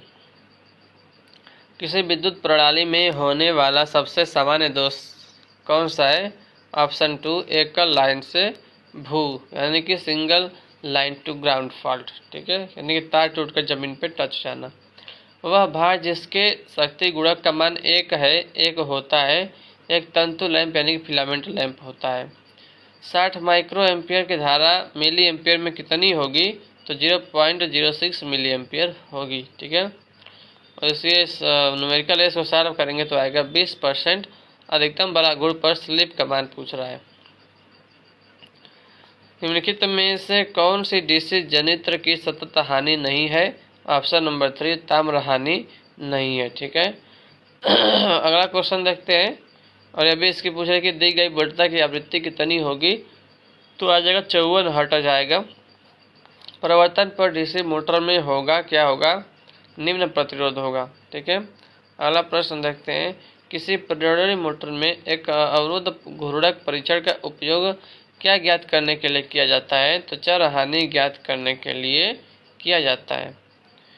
यदि एक निस्यंदित भार धारा 100 मिली एम्पियर हो तो निम्न में से किस परिपथ में डायोड धारा 10 मिली एम्पियर होगी? तो हाफ वेव रेक्टिफायर में अर्ध तरंग दृष्टिकारी में धारा जो है वो 10 मिली एम्पियर होगी। ठीक है दोस्तों, तो इस वीडियो में हमने 50 इंपॉर्टेंट क्वेश्चंस देखे हैं। ठीक है, तो वीडियो अच्छा हो तो वीडियो को लाइक करिएगा, नहीं अच्छा हो तो वीडियो को डिसलाइक करिएगा। ठीक है, कोई बात नहीं, चैनल पर नए चैनल सब्सक्राइब कर लीजिएगा। ठीक है दोस्तों, तो thank you so much for watching this video. जय हिंद, जय भारत, वंदे मातरम। अगर आपको पीडीएफ चाहिए दोस्तों तो चैनल टेलीग्राम ग्रुप ज्वाइन कर लीजिएगा, मिस्टर सूरज एक्सप्लेनर के नाम से ही है। ठीक है friends, thank you so much for watching this video. जय हिंद, जय भारत, वंदे मातरम। तो सबसे पहले आप सभी चैंपियंस का द चैंपियंस यूट्यूब चैनल में स्वागत करता हूं। दोस्तों इस वीडियो में हम देखने वाले हैं आरआरबी एएलपी सीबीटी 2 की एग्जाम के लिए और आरआरबी जे के एग्जाम के लिए अति महत्वपूर्ण प्रश्न लेकर आए हूं आप सभी लोगों के लिए। ठीक है फ्रेंड्स, तो इस वीडियो को पूरा जरूर देखेगा, आपको टॉप 50 क्वेश्चन कराने जा रहा हूँ इस वीडियो में दोस्तों। ठीक है, तो पहला क्वेश्चन स्क्रीन पर दिख रहा है कि यदि किसी धातु के तार के क्षेत्र को दी गई लंबाई दोगुनी हो जाती है तो इसका प्रतिरोध कितना हो जाएगा? तो दोस्तों ऑप्शन बी करेक्ट है, आधा हो जाएगा। क्वेश्चन नंबर 2 है कि एक चालक में पैदा हुई ऊष्मा किसके वर्ग के समानुपाती होती है? तो ऑप्शन सी करेक्ट है दोस्तों, करंट के जो है वर्ग के समानुपाती होती है, क्योंकि फार्मूला होता है H बराबर I²RT, तो करंट के स्क्वायर के डायरेक्टली प्रोपोर्शनल होता है। ठीक है, अगला प्रश्न है क्वेश्चन नंबर 3, फ्लोरेसेंट लैंप के दोनों सिरों के काला पड़ने का संभावित कारण निम्नलिखित में से कौन सा है? दोस्तों ऑप्शन ई करेक्ट है, इन सभी पर दोस्तों निर्भर करता है। देखिए फ्लोरेसेंट लैंप को बार बार शुरू करना, चालू करना, बंद करना दोस्तों, इसमें भी काला वो पड़ सकता है। बी वाला है कम या अधिक वोल्टेज, तो अगर वोल्टेज भी फ्लक्चुएट कर रहा है तो भी काला पड़ने की संभावना है। अनुचित बैलास्ट, इसमें भी हो सकता है। और प्री हीट के लिए स्टार्टर्स द्वारा बहुत अधिक या बहुत कम समय लेना, तो इस पर भी डिपेंड करता है। तो दोस्तों ऑप्शन ई इन सभी पर जो है निर्भर करता है। ठीक है ना, अगला क्वेश्चन है कि क्वेश्चन नंबर 4, द सोडियम, जब सोडियम जो है वेपर लैंप चालू किया जाता है तो प्रारंभ में कौन सा रंग होता है? दोस्तों तो ऑप्शन बी पीला होता है। जब सोडियम वेपर लैंप चालू किया जाता है तो प्रारंभ में कौन सा रंग होता है? पीला होता है। दोस्तों बहुत ही इंपॉर्टेंट क्वेश्चन आप देख रहे होंगे दोस्तों कि एएलपी सीबीटी एग्जाम के लिए बहुत ही इंपॉर्टेंट है। ठीक है, अगला प्रश्न की एसी सर्किट में शुद्ध प्रेरक द्वारा बिजली की गई खपत कितनी होती है? दोस्तों तो ऑप्शन ए 0 वाट होती है, शुद्ध प्रेरक द्वारा। ठीक है ना, शुद्ध प्रेरक द्वारा बिजली की गई खपत जो है वो 0 वाट होती है। अगला प्रश्न क्वेश्चन नंबर 6, 3 फेज प्रणाली में 3 आपूर्ति लाइनों के लिए निम्नलिखित में से कौन से अक्षर प्रयुक्त किए जाते हैं? दोस्तों तो ऑप्शन सी करेक्ट है, L1, L2 और L3। ठीक है ना, 3 फेज प्रणाली में 3 आपूर्ति लाइनों के लिए कौन से अक्षर प्रयुक्त किए जाते हैं? दोस्तों तो ऑप्शन सी L1, L2 और L3, यानी कि लाइन 1, लाइन 2 और लाइन 3। ठीक है ना, कौन से अक्षर? ठीक है दोस्तों, और आइए अगला प्रश्न है क्वेश्चन नंबर 7, वाट मीटर में निम्न में से कौन सा प्रभाव प्रयुक्त किया जाता है वाट मीटर में? दोस्तों तो ऑप्शन नंबर ए करेक्ट है, विद्युत गतिकीय प्रभाव, इलेक्ट्रोडायनेमोमीटर इफेक्ट। ठीक है ना, तो आइए इलेक्ट्रिक डायनेमिक इफेक्ट है। ठीक है, क्वेश्चन नंबर 8, निम्नलिखित में से कौन सा प्रतीक विद्युत प्रकाश को इंगित करता है? ठीक है ना, तो यहाँ पे जो आपको सिंबल दिख रहा है ये किस चीज का सिंबल है दोस्तों, आप देख सकते हैं। ठीक है, तो ये जो है ऑप्शन नंबर दोस्तों बी, ट्रांसफार्मर वाला लैंप का ये सिंबल है। क्वेश्चन नंबर 8 का राइट आंसर हो जाएगा कौन सा? ऑप्शन नंबर बी वाला। ठीक है, क्वेश्चन नंबर 9 दोस्तों देखते हैं। क्वेश्चन नंबर 9, अपने साथ जुड़े बदलते हुए फ्लक्स के कारण प्रेरित ईएमएफ पैदा करने वाले क्वाइल का गुणधर्म इनमें से क्या है? ऑप्शन नंबर बी, प्रेरकत्व। ठीक है, यानी कि इंडक्टिव। क्वेश्चन नंबर 10 है, प्रेरकत्व के लिए माप की मूल इकाई क्या है? दोस्तों तो ऑप्शन नंबर ए, हेनरी होती है दोस्तों, प्रेरकत्व की माप की इकाई होती है। ठीक है, क्वेश्चन नंबर 11 देखते हैं, अन्योन्य प्रेरण किसका बुनियादी परिचालन सिद्धांत है? तो ऑप्शन नंबर दोस्तों ई, ए, बी और सी का, ट्रांसफार्मर का, मोटर का और जनरेटर का। ठीक है ना दोस्तों, तो याद रखिएगा ऑप्शन नंबर यहाँ पे ई करेक्ट हो जाएगा इसका। अगला प्रश्न है कि इलेक्ट्रॉनिक्स और टेस्ट सर्किट डिजाइनों के अस्थायी प्रोटोटाइप के लिए निम्न में से कौन सा शोल्डरलेस डिवाइस है? ऑप्शन सी, ब्रेड बोर्ड एक जो है शोल्डरलेस डिवाइस है। क्वेश्चन नंबर 13, यह प्रतीक निम्नलिखित में से कौन सा प्रतिरोध को इंगित करता है? तो यहाँ पर 5 ऑप्शन आपके सामने है, प्रीसेट प्रतिरोधक, लाइट डिपेंडेंट प्रतिरोधक, मैग्नेटो प्रतिरोधक, रियोस्टाट या फिर पोटेंशियोमीटर। तो ये ऑप्शन ए, प्रीसेट प्रतिरोधक का ये जो है सिंबल है। ठीक है, क्वेश्चन नंबर 14 देखते हैं। निम्नलिखित में से कौन सा डिवाइस एम्पलीफायर के विपरीत है? ऑप्शन ए अटेन्यूएटर जो है एम्पलीफायर के जो है विपरीत होता है। ठीक है, अगला प्रश्न दोस्तों, परमाणु संख्या 14 वाले तत्व सिलिकॉन के संयोजी इलेक्ट्रॉनों की संख्या कितनी है? तो ऑप्शन बी 4 है। ठीक है, क्वेश्चन नंबर 16, केवीएल किस सिद्धांत पर काम करता है दोस्तों? केवीएल, ठीक है, तो ऑप्शन बी ऊर्जा संरक्षण के नियम पर सिद्धांत पे कार्य करता है। लेकिन जो ऑप्शन ए दिया है आवेश संरक्षण, इस पर केसीएल काम करता है। ठीक है ना, केसीएल जो है वो आवेश संरक्षण के नियम पर सिद्धांत पर काम करता है। ठीक है दोस्तों, चैनल को लाइक सब्सक्राइब करिएगा। ठीक है, तो आगे बढ़ते हैं। नए पहली बार आए तो आरएमएस मान निम्नलिखित में से किसके आधार पर परिभाषित किया जाता है दोस्तों? तो ऑप्शन नंबर ए तापन का प्रभाव। ठीक है, अगला क्वेश्चन है कि निम्नलिखित में से कौन सा तत्व गतिशील तत्व कहलाता है? आर, यल, सी या दोनों दोस्तों? ऑप्शन डी करेक्ट है, बी और सी। बी और सी यानी कि यल और सी, ठीक है ना, इंडक्टर और जो है कैपेसिटर, ये दोनों गतिशील तत्व कहलाते हैं। ठीक है फ्रेंड्स, इसका जो पीडीएफ दोस्तों वो मतलब देखिए 445 पेज का पीडीएफ है। जैसा ही मैं पूरा पढ़ाकर खत्म कर दूंगा दोस्तों, ठीक है, 50-50 क्वेश्चन करके मैं खत्म कर दूंगा दोस्तों। ठीक है, तो आपको पीडीएफ जो है टेलीग्राम जो चैनल है, ग्रुप है द चैंपियंस के नाम से, ठीक है, उसका लिंक आपको इस वीडियो के जो है कमेंट बॉक्स में मिल जाएगा, ज्वाइन कर लीजिएगा। ठीक है, वहाँ पर मैं शेयर कर दूंगा और बहुत शेयर मतलब कर चुका हूँ। ठीक है फ्रेंड्स, तो अगला क्वेश्चन देखते हैं, प्रतिरोधक ऊर्जा को किस रूप में विलुप्त करता है? तो ऑप्शन ए करेक्ट है, उष्मा ऊर्जा में जो है विलुप्त करता है। ठीक है, क्वेश्चन नंबर 20, सक्रिय फिल्टर में निम्न में से कौन सा तत्व अनुपस्थित होता है? तो ऑप्शन ए करेक्ट है, इनमें से कोई नहीं, यानी कि कैपेसिटर भी होता है, ऑप एम्प भी होता है और प्रतिरोधक भी होता है। ठीक है, तो कौन सा अनुपस्थित होता है? ठीक है, क्वेश्चन नंबर 21, विद्युत आवेश के प्रवाह की दर क्या कहते हैं दोस्तों? तो ऑप्शन ए इलेक्ट्रिक करंट कहते हैं। विद्युत आवेश के प्रवाह की दर को क्या कहते हैं? इलेक्ट्रिक करंट कहते हैं।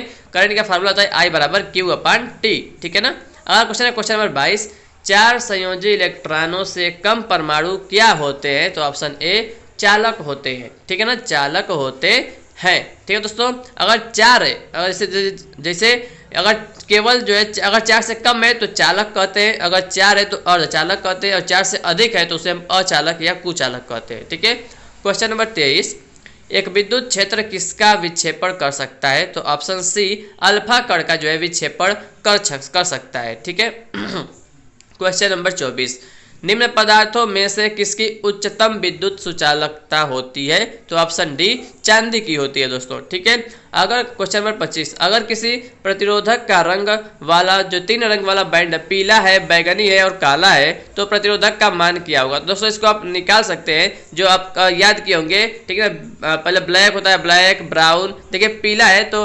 BBR OY, तो 4 से शुरू होगा। ठीक है ना, तो ऑप्शन नंबर देखिए कौन सा?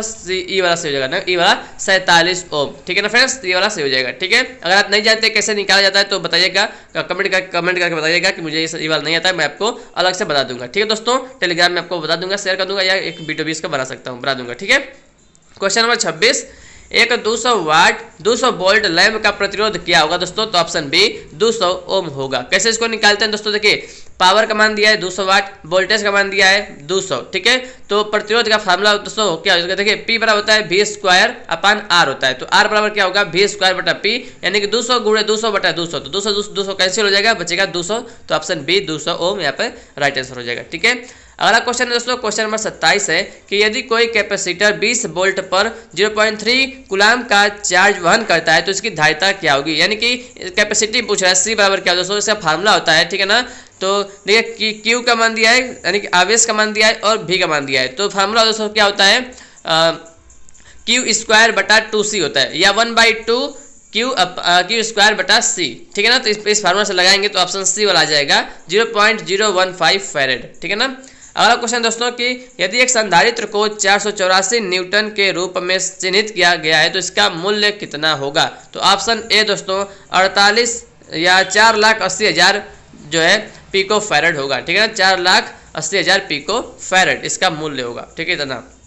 अगला प्रश्न है कि ISI कोड के अनुसार दिए गए रंग के तारों में से किसका प्रयोग अर्थ कनेक्शन करने के लिए जो है सुझाव दिया जाता है? तो ऑप्शन डी हरा का। अर्थ यानी दोस्तों ग्रीन, अर्थ मतलब ग्रीन। ठीक है ना, तो ग्रीन हरा याद रख लीजिएगा। ठीक है, क्वेश्चन नंबर 30 है, किसी जर्मेनियम डायोड के लिए नी वोल्टेज होता है, कितना होता है? ऑप्शन बी 0.3 वोल्ट होता है नी वोल्टेज का वैल्यू। ठीक है, क्वेश्चन नंबर 31 देखते हैं। शॉर्ट सर्किट की दशा में किसी सर्किट में कितना करंट प्रवाहित होता है दोस्तों? तो बहुत करंट, ऑप्शन सी करंट हो जाएगा, अपरिमित करंट प्रवाहित होता है, इनफाइनाइट करंट जो है प्रवाहित होता है, ठीक है ना। क्वेश्चन नंबर 32 क्या कह रहा है कि अगर किसी ओमीटर किसी इंडक्टर में एक सिरे से दूसरे सिरे तक जोड़ा गया हो और सूचक चिन्ह जो सूचक 0 ओम दर्शाता है तो इंडक्टर है। तो ऑप्शन नंबर बी पूरी तरह से शॉर्ट है, ठीक है। क्वेश्चन नंबर 33 किसी ट्रांसफार्मर में ब्रीदर का क्या फंक्शन होता है दोस्तों? तो ऑप्शन सी जब बाह्य वायु ट्रांसफार्मर में प्रवेश करती है तब नमी के प्रवाह को रोकती है। कौन? ब्रीदर, ठीक है फ्रेंड्स। आइए क्वेश्चन नंबर देखते हैं 34 किसी ट्रांसफार्मर पर पूर्ण लोड कॉपर क्षति 600 वाट है तो इसे आधे लोड पर कॉपर की क्षति कितनी होगी दोस्तों? तो ऑप्शन ए 300 वाट होगी, ठीक है ना। फुल लोड पर दोस्तों 600 वाट है तो आधे लोड पर जो है 300 वाट होगी, ठीक है ना, कॉपर की क्षति, ठीक है। दोस्तों एक सेकेंड यहाँ पर रुकिए, देखिए फुल लोड पर दिया है 600 वाट, ठीक है, तो आधे लोड पर पूछा है दोस्तों। तो इसका जो फार्मूला होता है ना, क्या होता है दोस्तों कि आधे लोड पर यानी कि 1/2 लोड पर पूछा है तो 1/2 का स्क्वायर करेंगे तो 1/4 आएगा। 1/4 में जो है 600 में 1/4 से गुणा कर देंगे यानी कि 600 में 4 से भाग देंगे दोस्तों तो आएगा 150 वाट, ठीक है। तो इसका अच्छा ए दिया है, मुझे ऑप्शन बी दिया था दोस्तों, ऑप्शन नंबर ए करेक्ट है, 150 वाट जो है इसका करेक्ट है, ठीक है। मैं ऑप्शन बी बोल दिया था, देखकर 300 पता नहीं कहाँ से बी दी गया है, ठीक है। तो ऑप्शन ए 150 वाट करेक्ट है। फिर मुझे समझ में आया कि नहीं ऐसा तो नहीं होता है कि 600 वाट है तो 300 वाट होगा, नहीं, तो इससे मुझे लगा 150 वाट यहाँ पर हो जाएगा, ठीक है दोस्तों। मैंने आपको बता दिया कैसे होता है, ठीक है। क्वेश्चन नंबर 35 निम्न में से किसमें एक ब्रिटानिया टी ज्वाइंट का प्रयोग किया गया है? तो ऑप्शन ए ओवरहेड लाइन में ब्रिटानिया टी ज्वाइंट का प्रयोग किया गया है। क्वेश्चन नंबर 36 निम्न में से क्या एक स्केलर मात्रा है दोस्तों? स्केलर यानी कि सदिश राशि है, तो ऑप्शन सी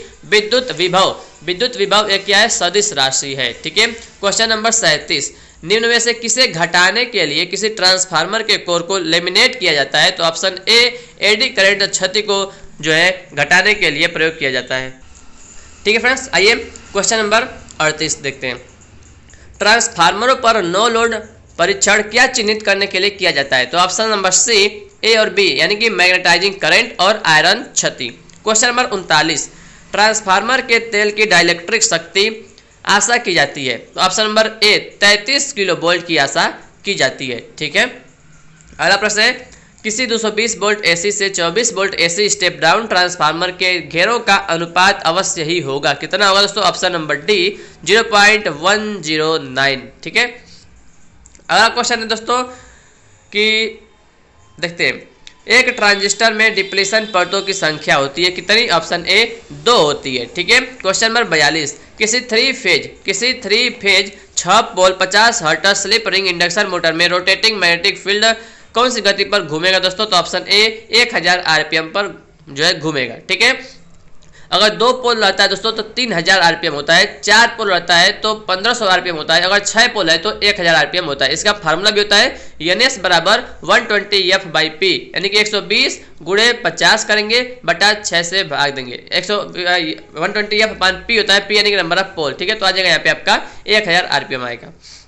अगला प्रश्न है क्वेश्चन नंबर 43 किसी स्क्वायरल केज मोटर की गति को किसके द्वारा परिवर्तित किया जा सकता है? तो ऑप्शन नंबर बी स्टेटर में पोलों की संख्या को परिवर्तित करते हुए मोटर की गति को परिवर्तित किया जा सकता है, ठीक है। क्वेश्चन नंबर 44 किसी स्लिपरिंग इंडक्शन मोटर में रोटर करंट आवृत्ति निर्भर करती है, किस पर निर्भर करती है? ऑप्शन सी स्लिप की मात्रा पर निर्भर करती है। किसी स्लिपरिंग इंडक्शन मोटर में रोटर करंट की आवृत्ति स्लिप की मात्रा पर निर्भर करती है।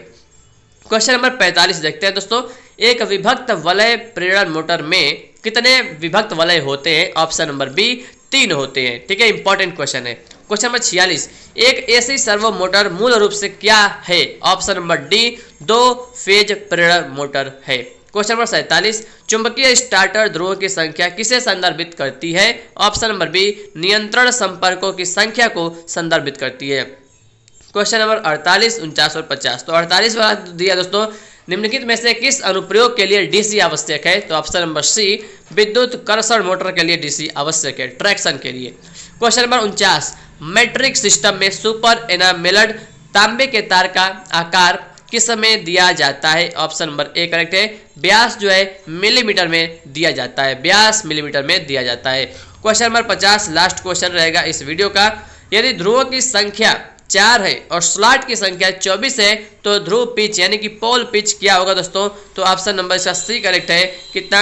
6 स्लॉट इसका राइट आंसर होगा, क्योंकि इसका दोस्तों इसका फार्मूला होता है ध्रुव पिच यानी कि पोल पिच बराबर होता है स्लॉट यानी कि स्लॉट की संख्या बटा ध्रुवों की संख्या। तो 24 बटा 4 करेंगे तो 6 स्लॉट इसका राइट आंसर आएगा। ठीक है दोस्तों, तो 50 क्वेश्चन हमने इस वीडियो में देख लिया दोस्तों। ठीक है, अब अगले वीडियो में हम 50 क्वेश्चन और देखेंगे, 51 से लेकर 100 तक हम देखेंगे। ठीक है दोस्तों, तो thank you so much for watching this video. अगर आपको वीडियो पसंद आए तो वीडियो को लाइक करेगा, चैनल पर नए दोस्तों चैनल को सब्सक्राइब जरूर करेगा। द चैंपियंस चैनल दोस्तों केवल आप सभी चैंपियंस के लिए बनाया गया दोस्तों। अगर आप चैनल से जुड़े हैं दोस्तों, भरोसा करते हैं तो आपको बहुत ही फायदा देखने को यहाँ पे मिल जाएगा। ठीक है फ्रेंड्स, तो thank you so much for watching this video.